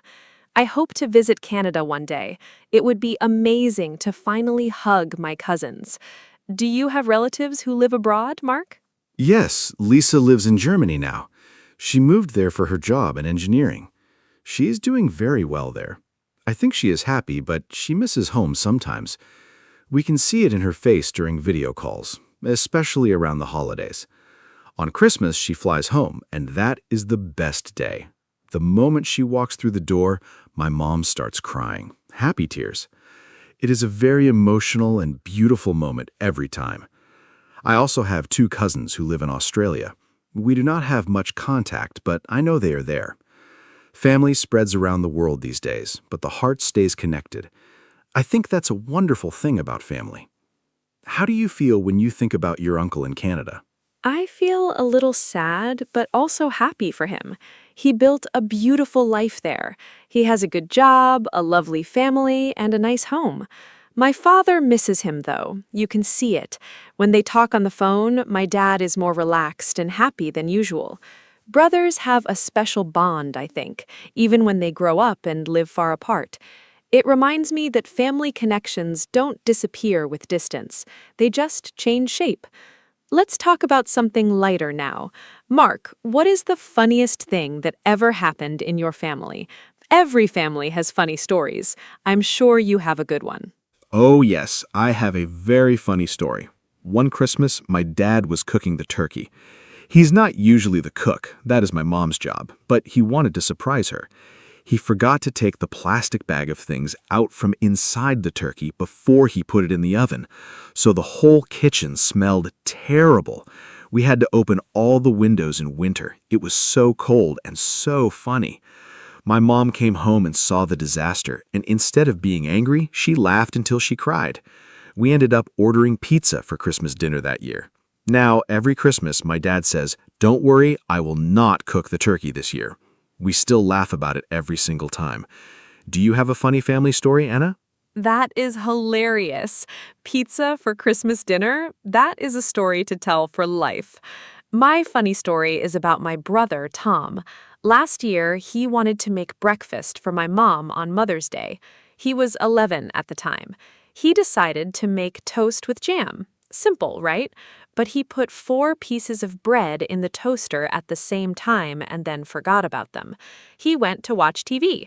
The toast got black and smoke filled the kitchen. The fire alarm went off. We all ran downstairs thinking there was a real emergency. My mom came in her pajamas, very worried. Then she saw Tom standing by the toaster looking very guilty. We all laughed so much. Mom still got her breakfast, slightly burnt, toast with lots of jam. Ha! Burnt toast for Mother's Day. Tom meant well. That is the sweetest part. The effort is what matters. It's funny how these small disasters become the best family memories. Now, Anna, I want to ask you about pets. Some people consider pets as part of the family too. Do you have a pet at home? In my family, we had a dog when I was a child. His name was Bruno. He was a big brown dog, very friendly and loyal. We had him for 12 years. When he died, the whole family cried. He was really part of our family. After Bruno, my parents did not want another dog because the goodbye was too painful. I understand that completely. Do you have pets? Yes, we have a cat. Her name is Mia. She is 4 years old and she is gray and white. She is a very calm and lazy cat. She sleeps most of the day, but she loves sitting on our laps in the evening. Tom absolutely loves Mia. He always tries to dress her up in small clothes, and she tolerates it for about 2 seconds before running away. It is very funny to watch. My dad, who pretended he didn't want a cat at first, is now secretly her biggest fan. Every morning he gives her a small piece of his breakfast. He thinks we don't notice, but we all see it. Mia is definitely part of our family. Pets bring so much joy and warmth to a home. Did you ever want another dog after Bruno? Yes, sometimes I think about getting a dog for my apartment, but I'm not sure I have enough time for one right now. Dogs need a lot of attention, walks, and company. I work long hours sometimes. I don't want to get a dog and then not give it the care it deserves. Maybe in the future, when I have a more settled life. For now, I'm happy to visit my friend's dog on weekends. His dog is very funny and energetic. I love playing with him. Mia sounds adorable. I love the image of your dad secretly giving her breakfast. That is so typical of people who say they don't like cats and then fall completely in love with them. Okay, Anna, let's talk about something important. How do you show love in your family? That is a beautiful question. In our family, we show love in many ways. My mom says I love you a lot, out loud, directly. She is very expressive. My dad shows love through actions. He fixes things, he provides for us, he shows up. He does not say I love you as often, but when he does, it means the world. My brother gives very enthusiastic hugs. He just runs at you and hugs you with his whole body. It is very sweet. I show love by being present and by listening. When someone in my family has a problem, I sit down and really listen without interrupting. I think listening is one of the best ways to show someone you care. How does your family show love, Mark? In my family, food is definitely love. My mom shows love by cooking. If she makes your favorite meal, she is saying, "I love you" in her own language. My dad shows love by teaching. He always wants to help us learn something new and be ready for life. My grandmother Betty shows love by remembering small details. She always asks about specific things I mentioned last time. It shows she really listened and cared. Becky, my funny sister, shows love through jokes and laughter. She makes sure no one feels sad or alone. Sam shows love by always being available. You can call him anytime and he answers. Each person in a family has their own love language. I think recognizing those different ways is very important. It helps you feel more connected. I love the idea of different love languages in a family. It is so true. Some people hug, some people cook, some people fix things, some people just listen. All of those are forms of love. Mark, let me ask you one more thing before we start to wrap up. What is the most important lesson your family taught you? For me, the most important lesson is that family always comes first. No matter what happens, good times or bad times, your family is there. My parents always said, "We may not be perfect, but we are always here for each other." That has shaped how I see the world. I try to be that kind of support for the people I love. What lesson did your family give you, Mark? The most important lesson from my family is to work hard and never give up. My dad used to say, "Nothing good comes easy, but everything good is worth it." He worked very hard his whole life to give us a comfortable home and education. My mom showed me the value of patience and kindness every single day. And from watching my siblings, I learned how to compromise and share. Because with 4 children in one house, you have no other choice. Together, these lessons shaped who I am today. I'm grateful for every single one of them. I think families are our first and most powerful teachers. No school can teach you what a loving family teaches you. That is something I believe very deeply. Beautifully said, Mark. Families really are our first school. I want to say one more thing. I think it is also important to appreciate your family while you can. Sometimes we are so busy with work or school or phones that we forget to really be present with the people we love. I am trying to be more mindful about this. I put my phone away at dinner. I ask my parents how they are feeling, not just what they are doing. I sit with Tom when he wants to show me something on his computer, even if I don't understand it. Small moments of attention are a gift. I think after today's conversation, many of our listeners will want to call or hug their families. I hope so. Now, let's say our goodbyes, Mark. Yes, let's wrap up. Today was such a warm and wonderful conversation.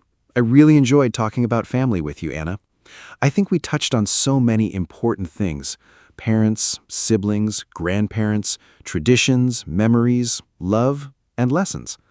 I hope all of you listening today enjoyed it too, and I hope it helped your English a little. Try to use some of the words and phrases we talked about today. Words like siblings, tradition, memory, show love, and come first. Use them when you talk about your own family. The best way to learn a language is to connect it to something real and personal, and nothing is more personal than family. Thank you for being with us today, everyone. Thank you so much, Mark. It was wonderful talking with you today. And thank you to all our lovely listeners for spending this time with us. I hope this podcast was not only good for your English, but also made you smile and think about your own family. Family is a topic we can all relate to, no matter where we are from or what language we speak. That's the beauty of it. If you enjoyed this episode, please share it with a friend who is also learning English. It is always more fun to learn together. And please come back next time. We have more interesting topics coming very soon. Until then, take good care of yourselves and your families. Goodbye from me, Anna.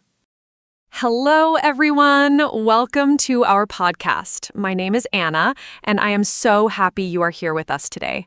This podcast is made for beginner English learners, and every episode is simple, friendly, and useful. Today, we have a very special and meaningful topic. We are going to talk about freedom. Freedom is one of the most important words in the English language. People talk about freedom every day, in politics, in daily life, in relationships, and in their personal goals and dreams. I am joined by my wonderful co-host, Mark. Mark, say hello and tell us, what does the word freedom mean to you? Hello, hello. Thank you, Anna. Hi to all our wonderful listeners. The word freedom means a great deal to me. At its most basic level, freedom means the ability to make your own choices without being controlled or stopped by others. But freedom is also much bigger than that. It is about opportunity, dignity, and the right to live your life in a way that feels true to who you are. Today, Anna and I are going to explore freedom from many different angles: personal freedom, freedom of speech, freedom of movement, and much more. We will also share lots of useful English vocabulary and phrases. Let's begin this important and inspiring conversation. Let's start with the basics. What does freedom actually mean? Freedom means the state of being free, being able to act, speak, or think without restriction. The adjective form is free. For example, she feels free to speak her mind. He is free to go wherever he wants. The opposite of freedom is restriction, control, or oppression. A person without freedom is controlled, limited, or imprisoned. In English, there are many related words. Liberty, which means almost the same as freedom, often used in formal or political contexts. Rights, the things you are legally allowed to do. Equality, when everyone has the same rights and opportunities. Great question. There are many important types of freedom that people talk about in everyday life and in society. Freedom of speech, the right to say what you think without punishment. Freedom of movement, the ability to travel and live where you choose. Freedom of religion, the right to practice any religion or no religion at all. Freedom of the press, the right of journalists to report the news without government control. Personal freedom, the right to live your private life as you choose. Economic freedom, the ability to work, earn money, and spend it as you wish. Those are all such important types of freedom. Now let's talk about personal freedom in everyday life, because this is something everyone experiences directly. Personal freedom means making your own choices about how to live. For example, choosing what career to pursue, choosing who to love and spend your life with, choosing what to eat, wear, and believe, choosing how to spend your free time. When we have personal freedom, we feel in control of our own lives. When we lose it, even in small ways, we feel frustrated or unhappy. In English, we use phrases like, I want to make my own decisions. I do not want anyone to tell me what to do. I feel. That is a really interesting question. I feel very fortunate to have a great degree of personal freedom in my daily life. I can choose my work, my friends, my home, and how I spend my time. I can speak my opinions openly and practice whatever beliefs I hold. But I also recognize that true freedom requires responsibility. Freedom does not mean doing whatever you want without thinking about others. As the saying goes, Your freedom ends where another person's freedom begins. This means that we must exercise our own freedom in a way that respects the rights and well-being of others. Your freedom ends where another person's freedom begins. What a powerful and wise saying. Now let's talk about freedom of speech, because this is one of the most discussed and debated freedoms in the modern world. Freedom of speech means you have the right to express your opinions, ideas, and beliefs in conversation, in writing, in art, and in public. In democratic countries, freedom of speech is protected by law. However, even in countries with this protection, there are limits. For example, you cannot use speech to incite violence or spread dangerous lies that harm others. In English, useful phrases related to speech and expression: I have the right to say what I think. Everyone is free. Freedom of speech is essential for so many reasons. First, it allows people to criticize their government and powerful institutions without fear. This is the foundation of a healthy democracy. Leaders who cannot be criticized tend to become corrupt and dangerous. Second, freedom of speech allows new ideas to be shared and debated. Science, art, and social progress all depend on the free exchange of ideas. Third, it allows individuals to tell their stories and have their experiences heard. When people cannot speak freely, injustice can be hidden. The phrase, "sunlight is the best disinfectant," is a famous saying meaning that transparency, bringing things into the open, helps society stay clean and fair. Sunlight is the best disinfectant. What a vivid and memorable phrase. Now, let's talk about freedom of movement, because this is something many people take for granted. Freedom of movement means the ability to travel freely within your own country and, in some cases, to other countries. In the European Union, for example, citizens of member countries can live and work in any other member country without needing special permission. This is a remarkable freedom that millions of people benefit from. However, not everyone in the world has this freedom. People in some countries face restrictions on where they can travel. I think about this topic quite deeply. I am very fortunate to hold a passport that allows me to travel to many countries with little difficulty, but I am aware that this is not the case for everyone in the world. Passport privilege is a real thing. The passport you hold largely determines how freely you can move around the world. Citizens of some countries can visit over 180 countries without a visa. Citizens of other countries can only visit a handful of places freely. This inequality is something many people do not think about. When I travel, I try to remember that the ease of my movement is a privilege, not something everyone shares. Passport privilege is such a thought-provoking term. Now, let's talk about freedom and responsibility, because these two ideas are always connected. Having freedom means you also have responsibility for your choices and for how they affect others. This is true in everyday life and in society as a whole. For example, the freedom to drive a car comes with the responsibility to follow traffic laws and drive safely. The freedom to own a business comes with the responsibility to treat your workers fairly. The freedom to speak publicly comes with the responsibility to be truthful and respectful. In English, a popular phrase is, "With great power comes great responsibility."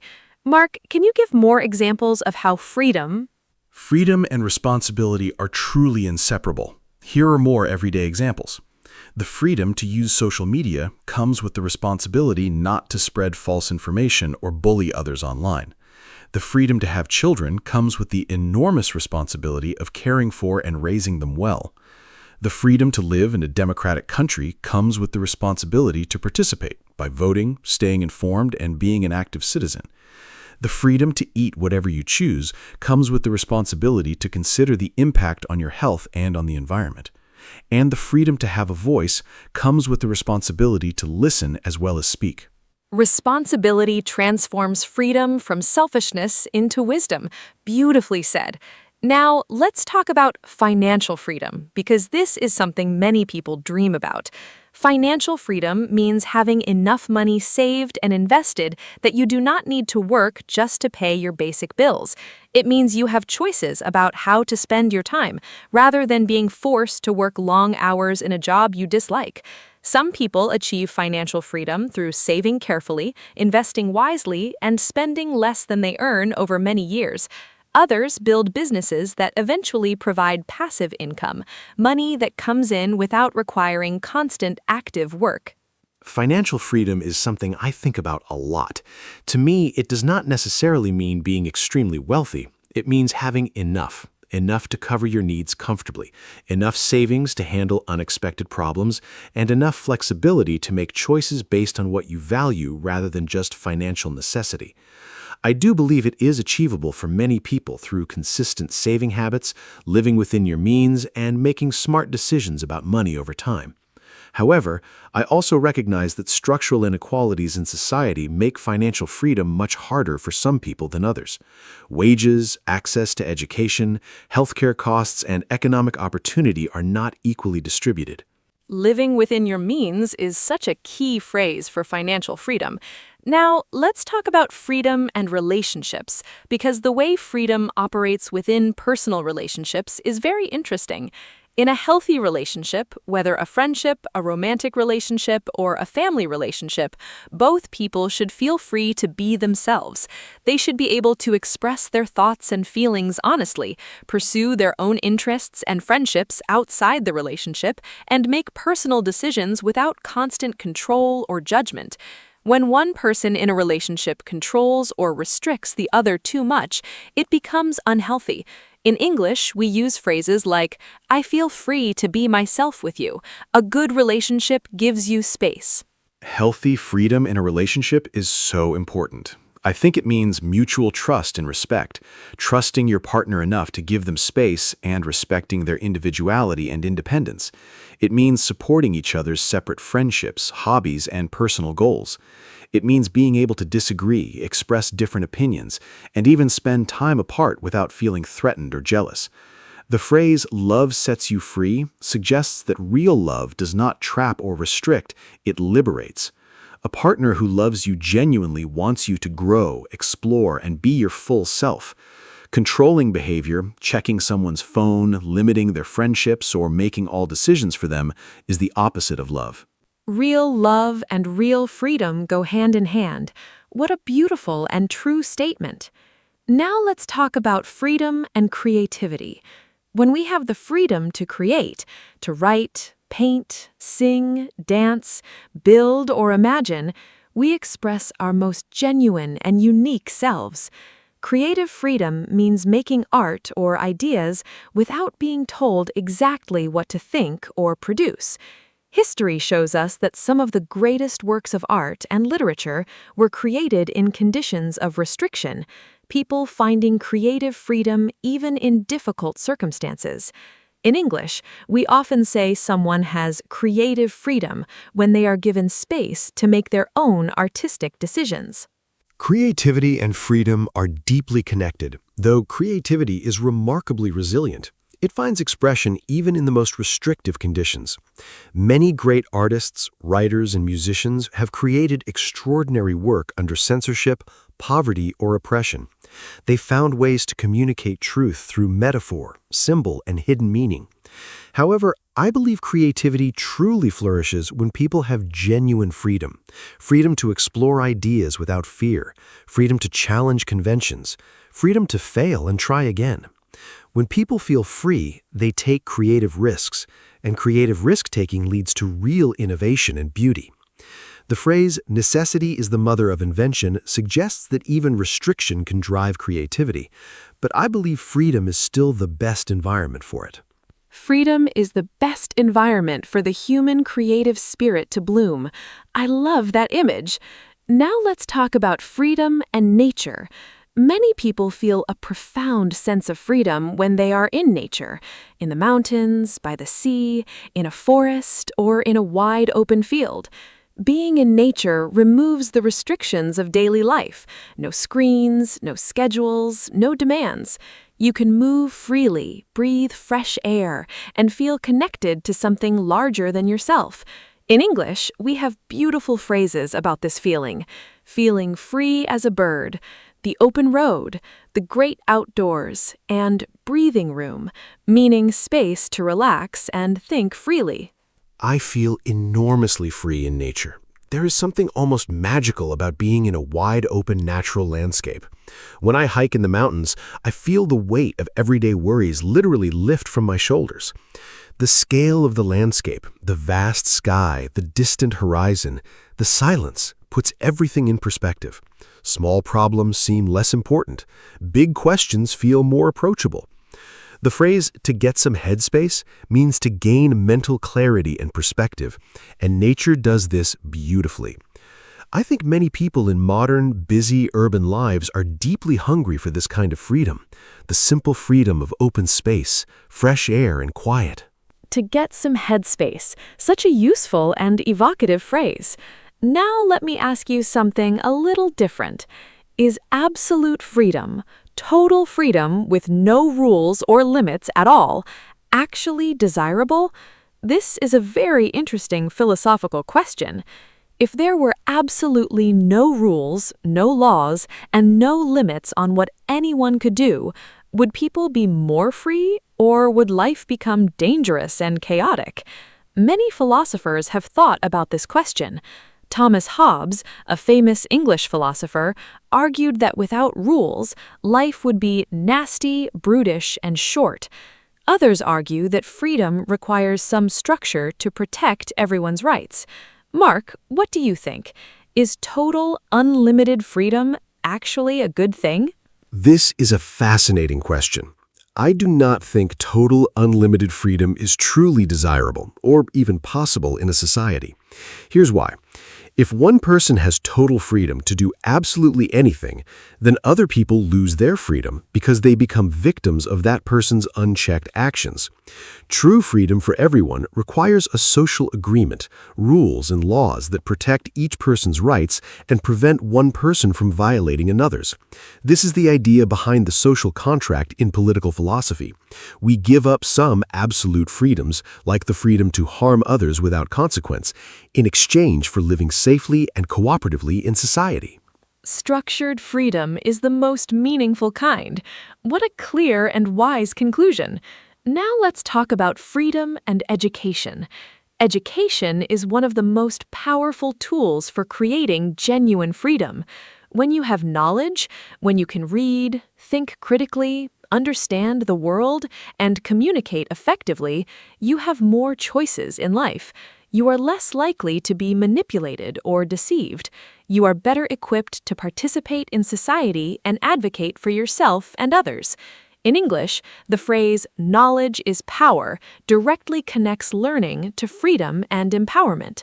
Nelson Mandela, one of the world's most famous advocates for freedom, said, "Education is the most powerful weapon which you can use to change the world." Education creates freedom in so many ways. First, it opens economic doors. People with education generally have more career options, higher earning potential, and greater financial security. Second, it develops critical thinking, the ability to analyze information, question assumptions, and form your own opinions rather than simply accepting what others tell you. This is essential for personal and political freedom. Third, it builds communication skills. Being able to speak and write clearly and persuasively gives you a powerful voice in the world. Fourth, it expands your understanding of different cultures, perspectives, and possibilities, broadening your sense of what's possible for your own life. Education truly is liberation. I love that. And for our listeners learning English, this podcast is part of your educational freedom journey. Now let's talk about freedom and technology. In many ways, technology has given people extraordinary new freedoms. The internet allows free access to information from anywhere in the world. Social media gives ordinary people a global voice. Remote work allows people to work from any location. Online learning removes geographical barriers to education.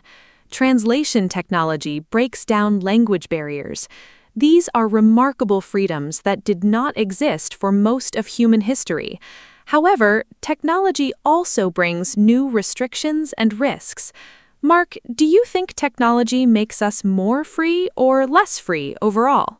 Technology is a genuinely double-edged sword when it comes to freedom.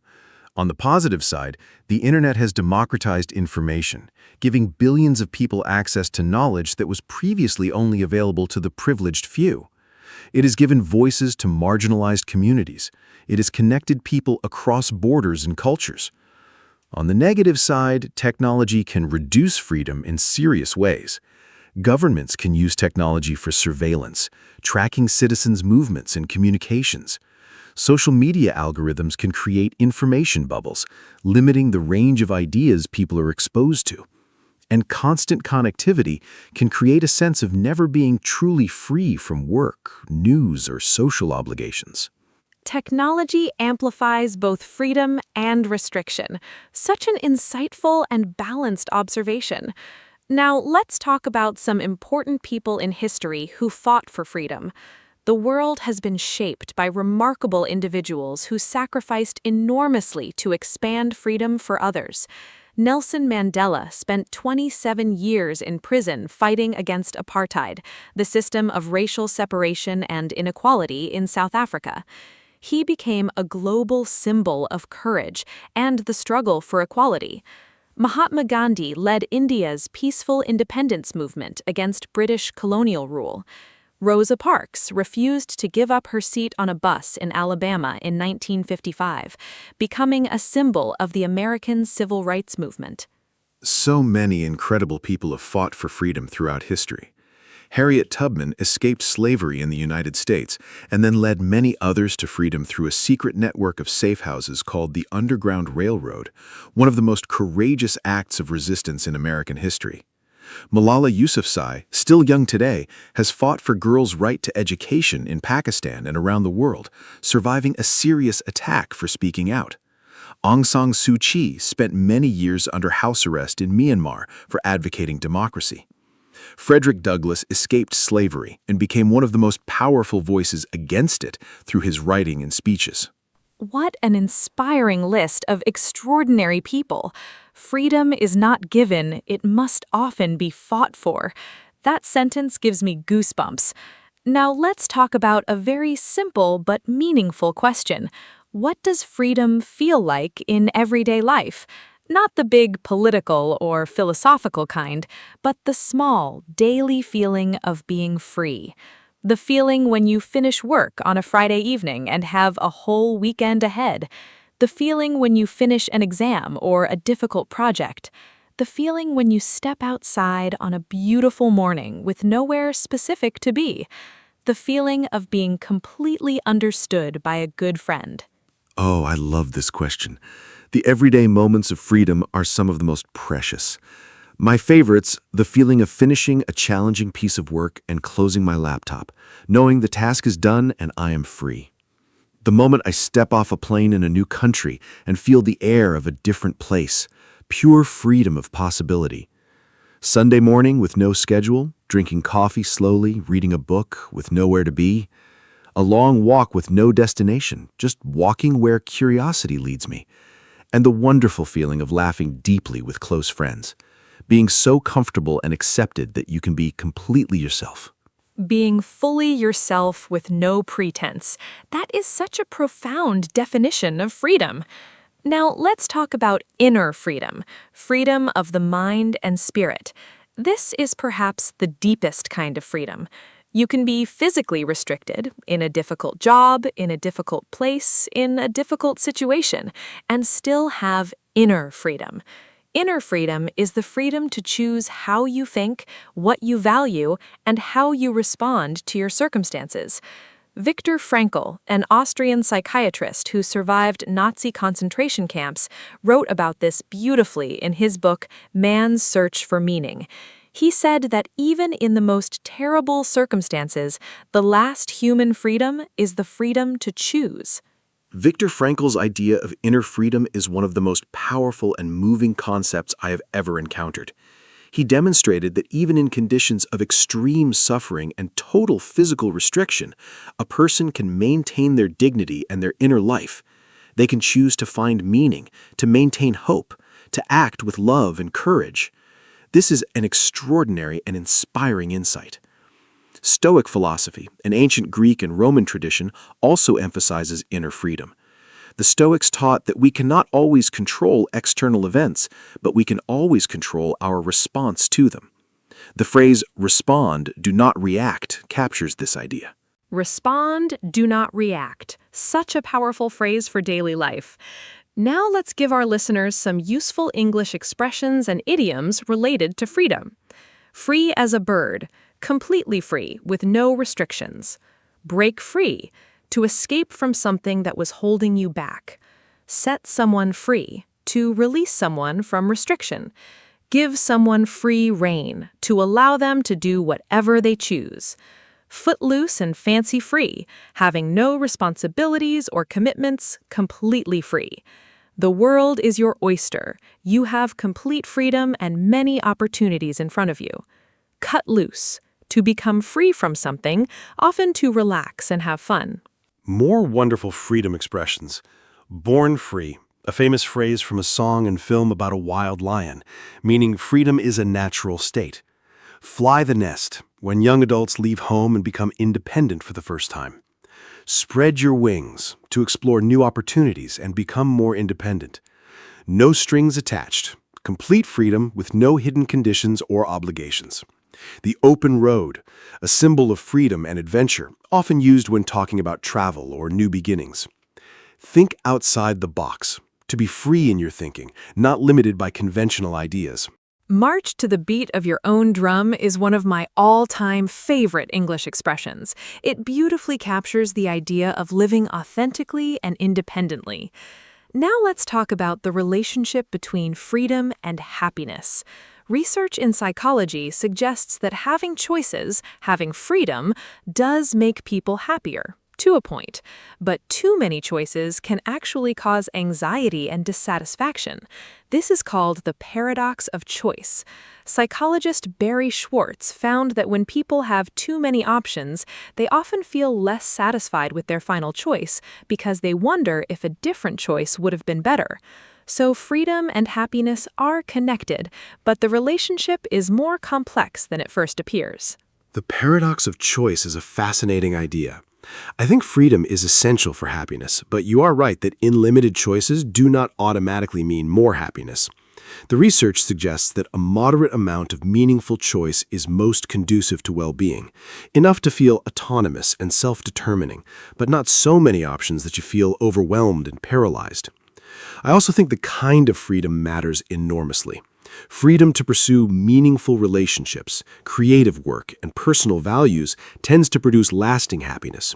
Freedom to simply consume endlessly, choosing between hundreds of products or entertainment options, tends to produce only temporary satisfaction.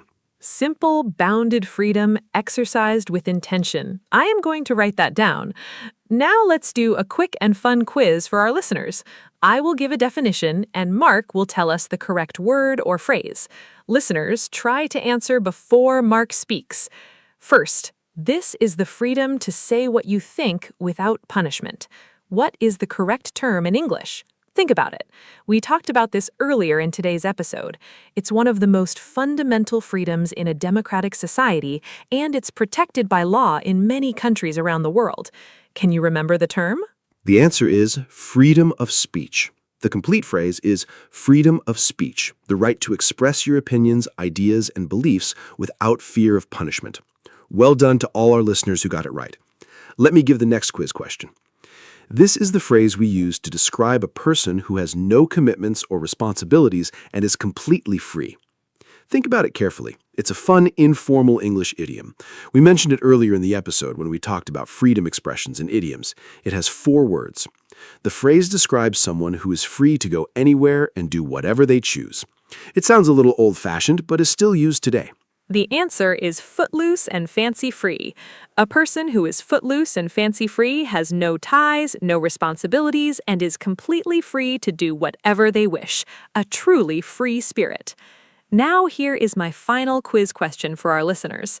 This is the name for the type of freedom that Viktor Frankl wrote about, the freedom that exists even in very difficult circumstances, inside a person's own heart and mind. It's a 2-word phrase, and we discussed it in today's episode. Even when people are physically restricted or in a very hard situation, they can still have this type of freedom. Think about your answer. The answer is inner freedom. Viktor Frankl wrote about inner freedom, the freedom to choose your attitude, your values, and your response to any situation, no matter how difficult. Even when external circumstances are beyond our control, inner freedom remains available to everyone. This idea is profoundly hopeful and empowering. It means that true freedom is never completely taken from a person. Something essential always remains. 3 for 3 on the quiz. I hope our listeners enjoyed testing their knowledge. This topic is so rich and so important. Freedom is not just a political concept, it's something every person experiences, thinks about, and seeks in their own life every single day. What a rich, deep, and inspiring episode this has been. I feel genuinely moved by everything we discussed today. Let me give a final summary.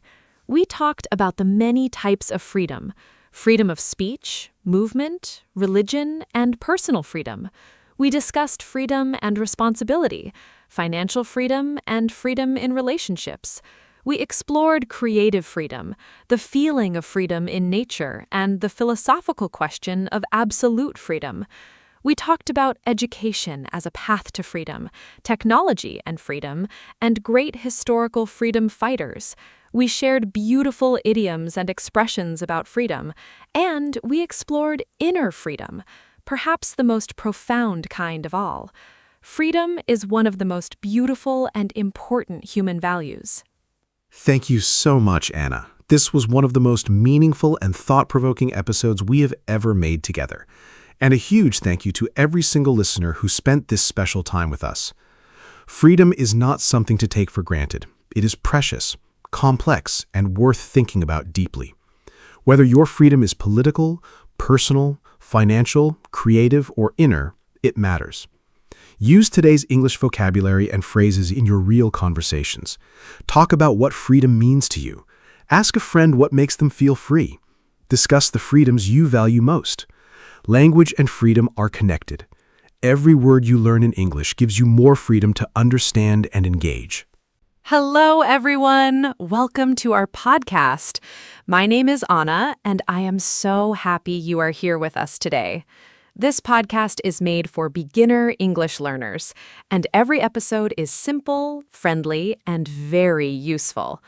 Today, we have a really exciting and practical topic. We are going to talk about how to study smart, not hard. Many people spend hours and hours studying, but do not see good results. The problem is often not how much they study, but how they study. I am joined by my wonderful co-host, Mark. Mark, say hello and tell us, were you a smart studier when you were at school? Hello, hello. Thank you, Anna. Hi to all our wonderful listeners. Was I a smart studier at school? Honestly, no, not at first. I used to sit at my desk for many hours, rereading the same pages over and over, and wondering why I could not remember anything. It was frustrating and exhausting. But over time, I discovered that there are much smarter and more effective ways to study. Today, Anna and I are going to share the best techniques, strategies, and habits that science has proven actually work. By the end of this episode, you will know exactly how to get better results in less time. Let's get started. Let's start with some important vocabulary for today's topic. To study smart means to use effective, efficient methods that produce the best results in the least amount of time. To study hard simply means to spend a lot of time and effort studying, often without a clear strategy. These are very different things. Other important words: technique, a specific method or way of doing something; strategy, a plan for achieving a goal; retention, the ability to remember and keep information in your memory; and active learning, engaging deeply with material rather than passively reading it; and to cram, to try to learn a large amount of information very quickly just before an exam. Studying hard without smart strategies is ineffective for one main reason. The human brain does not store information simply because you look at it for a long time. The brain stores information that is meaningful, repeated in smart ways, connected to what it already knows, and retrieved actively. Simply rereading your notes or textbook is one of the least effective study methods science has identified, but it is what most students naturally do. The phrase, the illusion of knowing, describes this perfectly. When you reread something, it feels familiar, so you think you know it. But familiarity is not the same as real learning. Real learning means you can recall and use information without looking at it. The illusion of knowing. What a powerful and important concept. Now, let's talk about the first smart study strategy, active recall. Active recall means testing yourself on material instead of just reading it. Instead of looking at your notes and thinking, yes, I know this, you close your notes and try to remember the information from memory. You ask yourself questions. What are the main points of this topic? What did I just read? Can I explain this in my own words without looking? This forces your brain to work hard to retrieve the information, which strengthens the memory much more than passive rereading. A simple tool for active recall is flashcards. Active recall is one of the most powerful study techniques ever researched. Here's why it works so well. Every time you try to retrieve a piece of information from memory, even if you struggle and cannot remember it perfectly, your brain strengthens the connection to that information. The struggle to remember is not a sign that you are failing. It is actually the learning happening. Psychologists call this the testing effect, or retrieval practice effect. The simple act of testing yourself on material dramatically improves how well you remember it long-term, compared to rereading the same material. Practical ways to use active recall: close your book and write everything you remember. Teaching the material to an imaginary student. I love that idea. Now, let's talk about the second powerful strategy, spaced repetition. Spaced repetition means reviewing information at gradually increasing intervals over time, rather than studying everything on the same day. For example, you learn something new today, you review it tomorrow, then 3 days later, then a week later, then a month later. Each time you review, the memory gets stronger and lasts longer. This matches the natural way human memory works. Our memories fade over time. Scientists call this the forgetting curve. But each time you review information just before you're about to forget it, the forgetting curve resets and becomes flatter. Spaced repetition is beautifully simple once you understand it. Imagine you're building a wall with bricks. If you lay all the bricks in one day and never come back, the wall might collapse. But if you add bricks regularly over many days, checking that each layer is solid before adding the next, the wall becomes strong and permanent. Memory works the same way. Trying to learn everything about a topic in one long session, called massed practice or cramming, creates weak temporary memories. Reviewing the same material spread over multiple sessions creates strong, lasting memories. The brilliant thing is, spaced repetition actually requires less total study time than cramming to achieve better long-term results. What a perfect analogy, building a wall of knowledge brick by brick. Now let's talk about the third strategy, the Pomodoro technique, because this one is specifically about how to manage your study time. The Pomodoro technique was created by Francesco Cirillo in the 1980s. It is very simple. You work with complete focus for 25 minutes. This is called one pomodoro, the Italian word for tomato, because Cirillo used a tomato-shaped kitchen timer. After 25 minutes, you take a 5-minute break. After completing 4 pomodoros, you take a longer break of 15 to 30 minutes.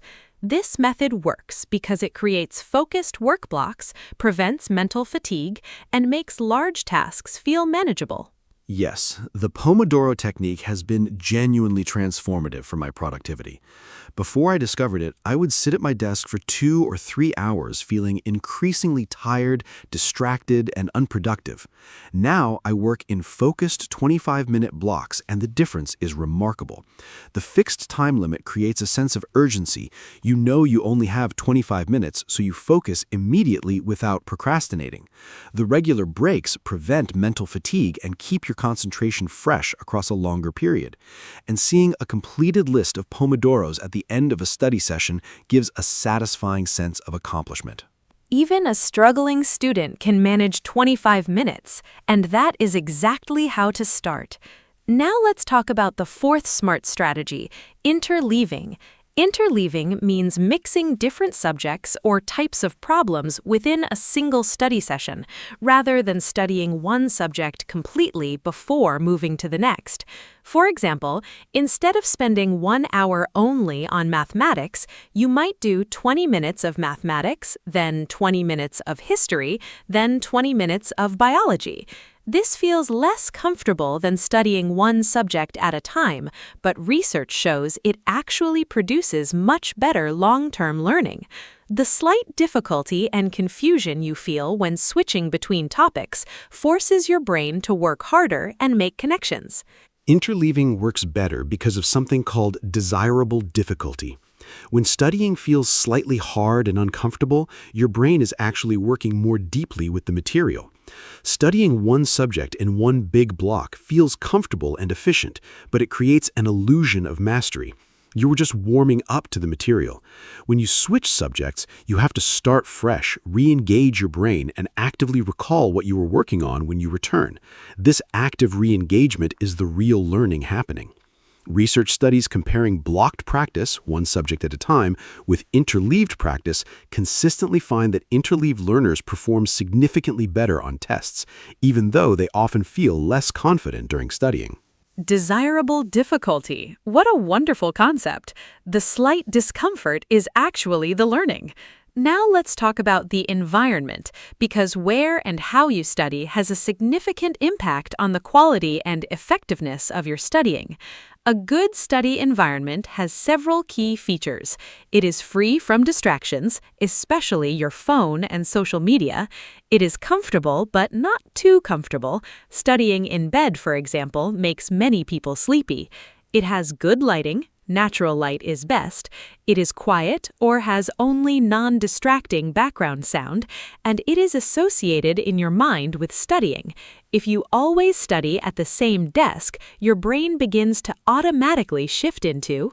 My ideal study environment has a few non-negotiables. First, my phone is in another room or on airplane mode, completely out of sight. Notifications are the #1 enemy of focused study. Research shows that even having your phone visible on your desk, even face down, reduces your cognitive capacity. Just seeing it makes you think about it. Second, I sit at a proper desk with good lighting, not on a sofa or in bed. Third, I use noise-canceling headphones, either with silence or instrumental music without lyrics. Lyrics are very distracting when reading or thinking. Fourth, I keep my desk clear of unnecessary objects. Clutter creates mental noise. A prepared environment is a productive environment. I love that. Now let's talk about something many students do wrong, highlighting and underlining. Many students use colored highlighters on their textbooks and feel very productive while doing it. The page looks neat and colorful, and it feels like studying. But research consistently shows that highlighting and underlining are among the least effective study techniques available. Why? Because they are passive. You are just marking text, not deeply engaging with it. And because students tend to highlight too much, which does not help them identify the most important information. Marking your textbook in yellow does not make your brain remember it better. Instead of highlighting, students should annotate and engage actively. Here is what effective reading looks like. As you read, ask yourself questions. Why is this important? How does this connect to what I already know? Can I think of an example? Write these thoughts in the margins. This is called annotation. Summarize each section in your own words in the margin or in a separate notebook. This forces active processing. Create a simple outline of the main points without looking at the text. And after finishing a section, close the book and try to write everything you remember. Then check what you missed. These active reading strategies produce dramatically better retention than any amount of highlighting. Annotation and summarizing in your own words, so much more powerful than highlighting. Now let's talk about the importance of sleep for learning, because many students make the serious mistake of staying up very late to study more, but this is counterproductive. During sleep, especially during the deep sleep and REM stages, your brain actively consolidates memories. It sorts, organizes, and strengthens everything you learned during the day, moving information from short-term to long-term memory. If you deprive yourself of sleep to study more, you are actually undermining the very process that makes your studying effective. The phrase "sleep on it" has real scientific meaning. Sleeping after learning significantly improves how well you remember. Sleep is possibly the single most important study tool that almost no student talks about. Here is what happens neurologically. During deep sleep, your brain replays and strengthens the neural pathways formed during the day's learning. During REM sleep, your brain makes creative connections between new information and things you already know. This is why you sometimes wake up with a new understanding of something you were confused about the day before. Studies show that sleeping between a learning session and a test dramatically improves test performance compared to staying awake from more study time. The practical advice? Do your studying, then sleep.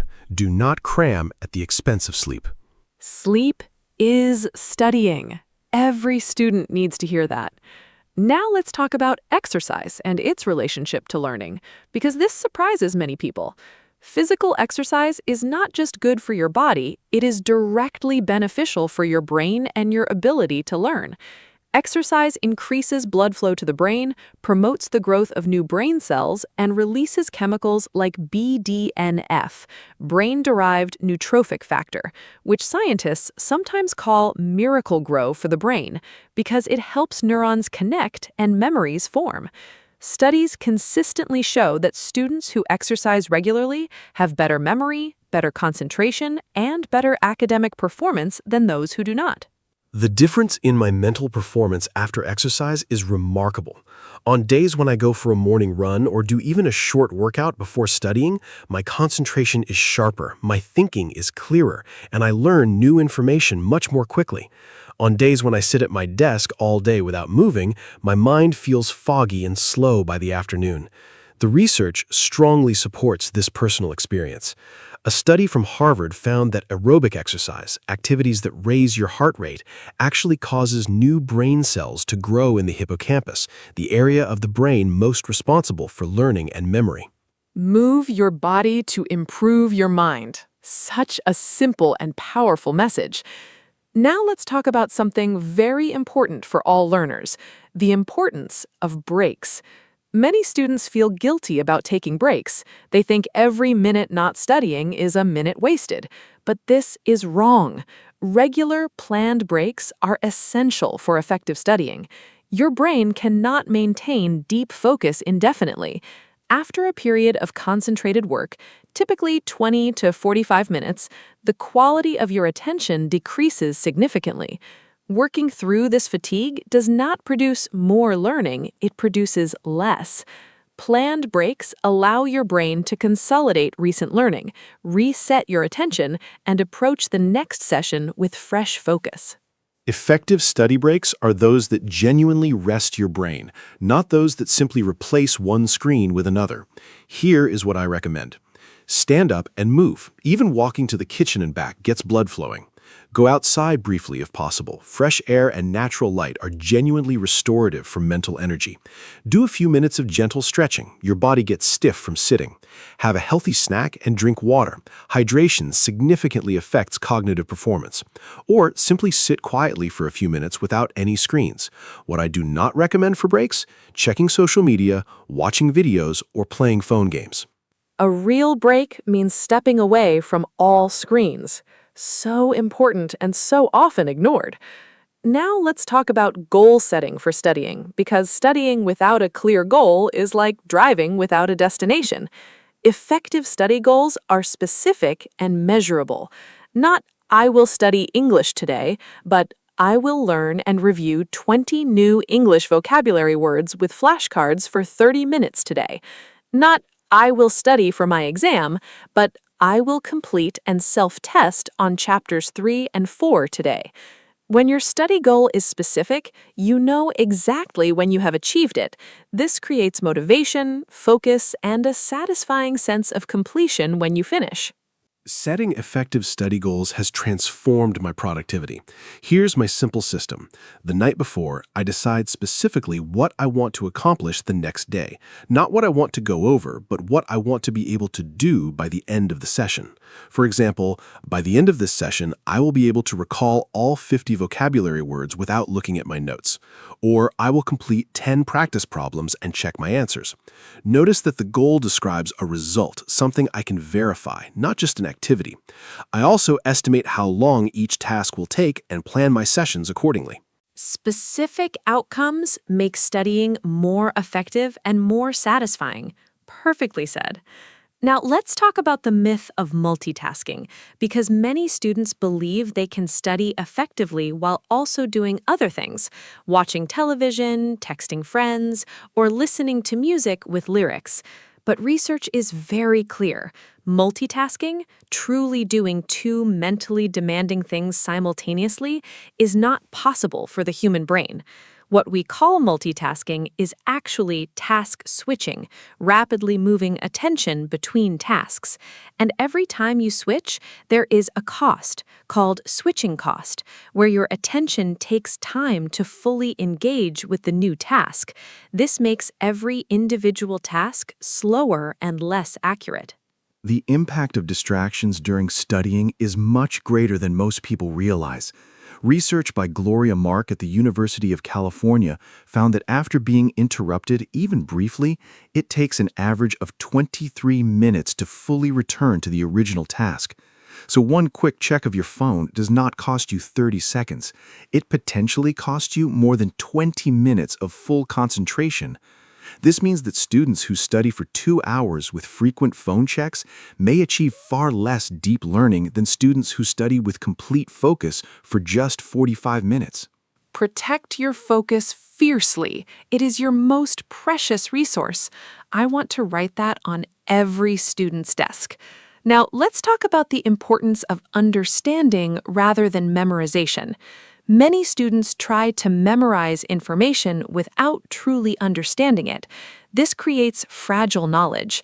You might remember facts for an exam, but quickly forget them afterward, and you cannot apply them flexibly in new situations. True learning means understanding the underlying concepts, principles, and connections.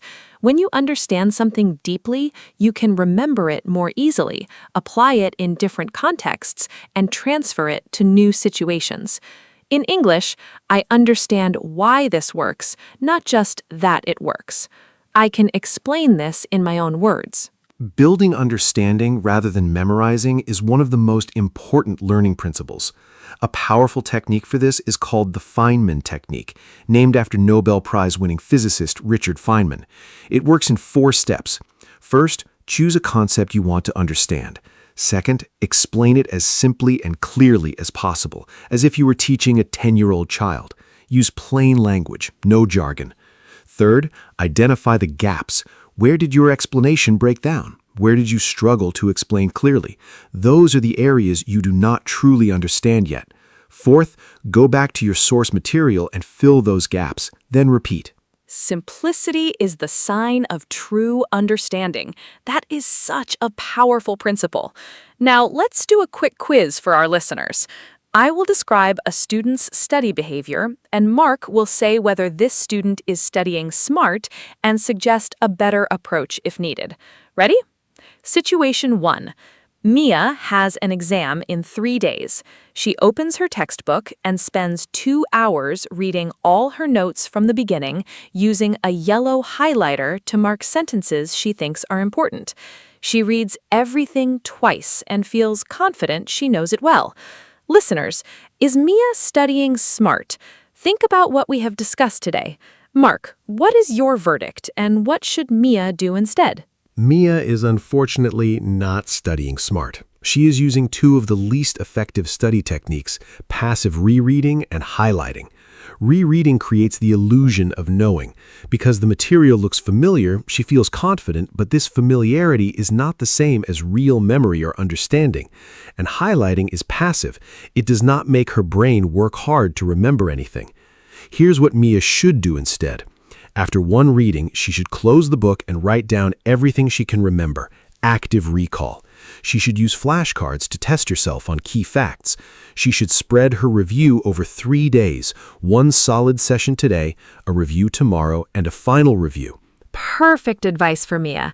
Now let's look at situation 2. Daniel studies for 30 minutes with complete focus, no phone, no music, at his desk. He uses flashcards to test himself on vocabulary. After 30 minutes, he takes a 10-minute walk outside, then he returns and studies a different subject for 25 minutes using the Pomodoro technique. In the evening, he reviews his earlier flashcards briefly and goes to bed at 10:30 to ensure 8 hours of sleep. Listeners, is Daniel studying smart?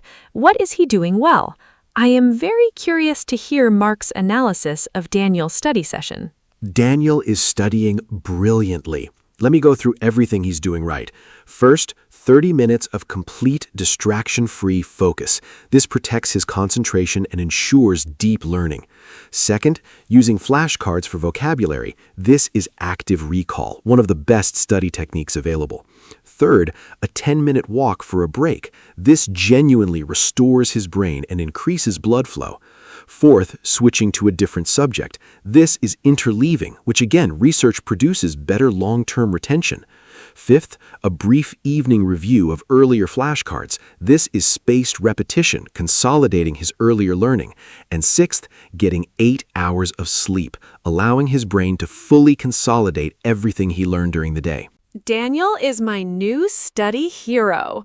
Now let's talk about something that often gets overlooked, the physical act of writing by hand. In our digital world, many students take notes on laptops or tablets, but research suggests that handwriting notes, physically writing by hand, leads to better learning than typing. The reason is fascinating. When you type, you can transcribe information very quickly, which means you often write down words almost verbatim without deeply processing them. When you write by hand, the process is slower, which forces you to listen more carefully, select the most important information, and put it into your own words. This deeper processing during note-taking leads to better understanding and better retention. I use both, but for different purposes. For learning new material and attending lectures or classes, I always prefer handwriting in a physical notebook. The slower pace forces me to process and summarize rather than transcribe. My handwritten notes are messier and shorter than typed notes, but they represent what I actually understood, not just what I heard. For organizing and reviewing information later, I sometimes transfer key points to a digital format, which is easier to search and reorganize. If you use a laptop for notes, a simple rule helps. Do not write full sentences. Force yourself to summarize in 4 or 5 words per point. This mimics the processing benefit of handwriting. Engage your brain, not just your fingers. Such a clear and practical principle. Now let's talk about learning in different ways, what is called multimodal learning. Our brains process and remember information much better when we encounter it in multiple different formats. Reading about a topic is one way, watching a video explanation is another, drawing a diagram is another, explaining it aloud to someone is another, creating a mind map is another. Each different format activates different parts of your brain and creates more connections to the new information, making it easier to remember and apply. For language learners especially, combining reading, listening, speaking, and writing creates much stronger learning than any single method alone. Multimodal learning is something I practice naturally now, though I did not always do it deliberately. When I'm learning something new, I try to encounter it in at least 3 different ways. First, I read about it from a textbook or article. Second, I find a video explanation. Watching and listening adds a visual and auditory dimension. Third, I write a summary in my own words. This activates writing and deepens processing. And sometimes I also draw a simple diagram or mind map connecting the key ideas visually. For language learning specifically, which is what many of our listeners are doing right now, this means reading English, listening to English, speaking English, and Every episode of this podcast is already multimodal learning. I love that. You are already studying smart by listening to us. Now let's give our listeners a complete summary of all the smart study strategies we have covered today. Strategy 1. Use active recall. Test yourself instead of rereading. Strategy 2. Use spaced repetition. Review at increasing intervals over time. Strategy 3. Use the Pomodoro technique. 25 minutes focused, 5 minutes break. Strategy 4. Try interleaving. Mix different subjects in one session. Strategy 5. Create a distraction-free study environment. Strategy 6. Annotate and summarize instead of highlighting. Strategy 7. Protect your sleep. It is essential for memory consolidation. continuing the strategy list, Strategy 9 sets specific, measurable study goals for each session. Strategy 10, eliminate all distractions, protect your focus fiercely. Strategy 11, build understanding, not just memorization. Use the Feynman technique. Strategy 12, use multimodal learning. Read, watch, write, speak. Strategy 13, take handwritten notes to deepen processing. Strategy 14, never cram. Distributed practice always beats massed practice.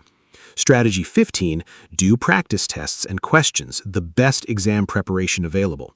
And Strategy 16, teach what you have learned to someone else, or to yourself out loud. If you can explain it clearly and simply, you truly know it. 16 smart study strategies. What an incredible toolkit. I feel like going back to school just listening to this episode. Let me give a final summary of today. We talked about the difference between studying smart and studying hard. We covered active recall, spaced repetition, the Pomodoro technique, and interleaving. We discussed creating a good study environment, the failure of highlighting, and the power of annotation. We talked about sleep, exercise, breaks, goal setting, and the dangers of multitasking. We explored understanding over memorization using the Feynman technique, multimodal learning, and handwritten notes. We did a quiz about Mia and Daniel, and we gave 16 complete study strategies. Thank you so much, Anna. This was one of the most practically useful episodes we have ever made. And a huge thank you to every listener who joined us today. Remember, studying smart means using your time and energy in the most effective way possible so that you learn more, remember more, and enjoy the process more. Every single one of the strategies we shared today is backed by real scientific research. They work. Start with one small change. Maybe try active recall for just 15 minutes today instead of rereading your notes. Notice the difference. Then add another strategy next week.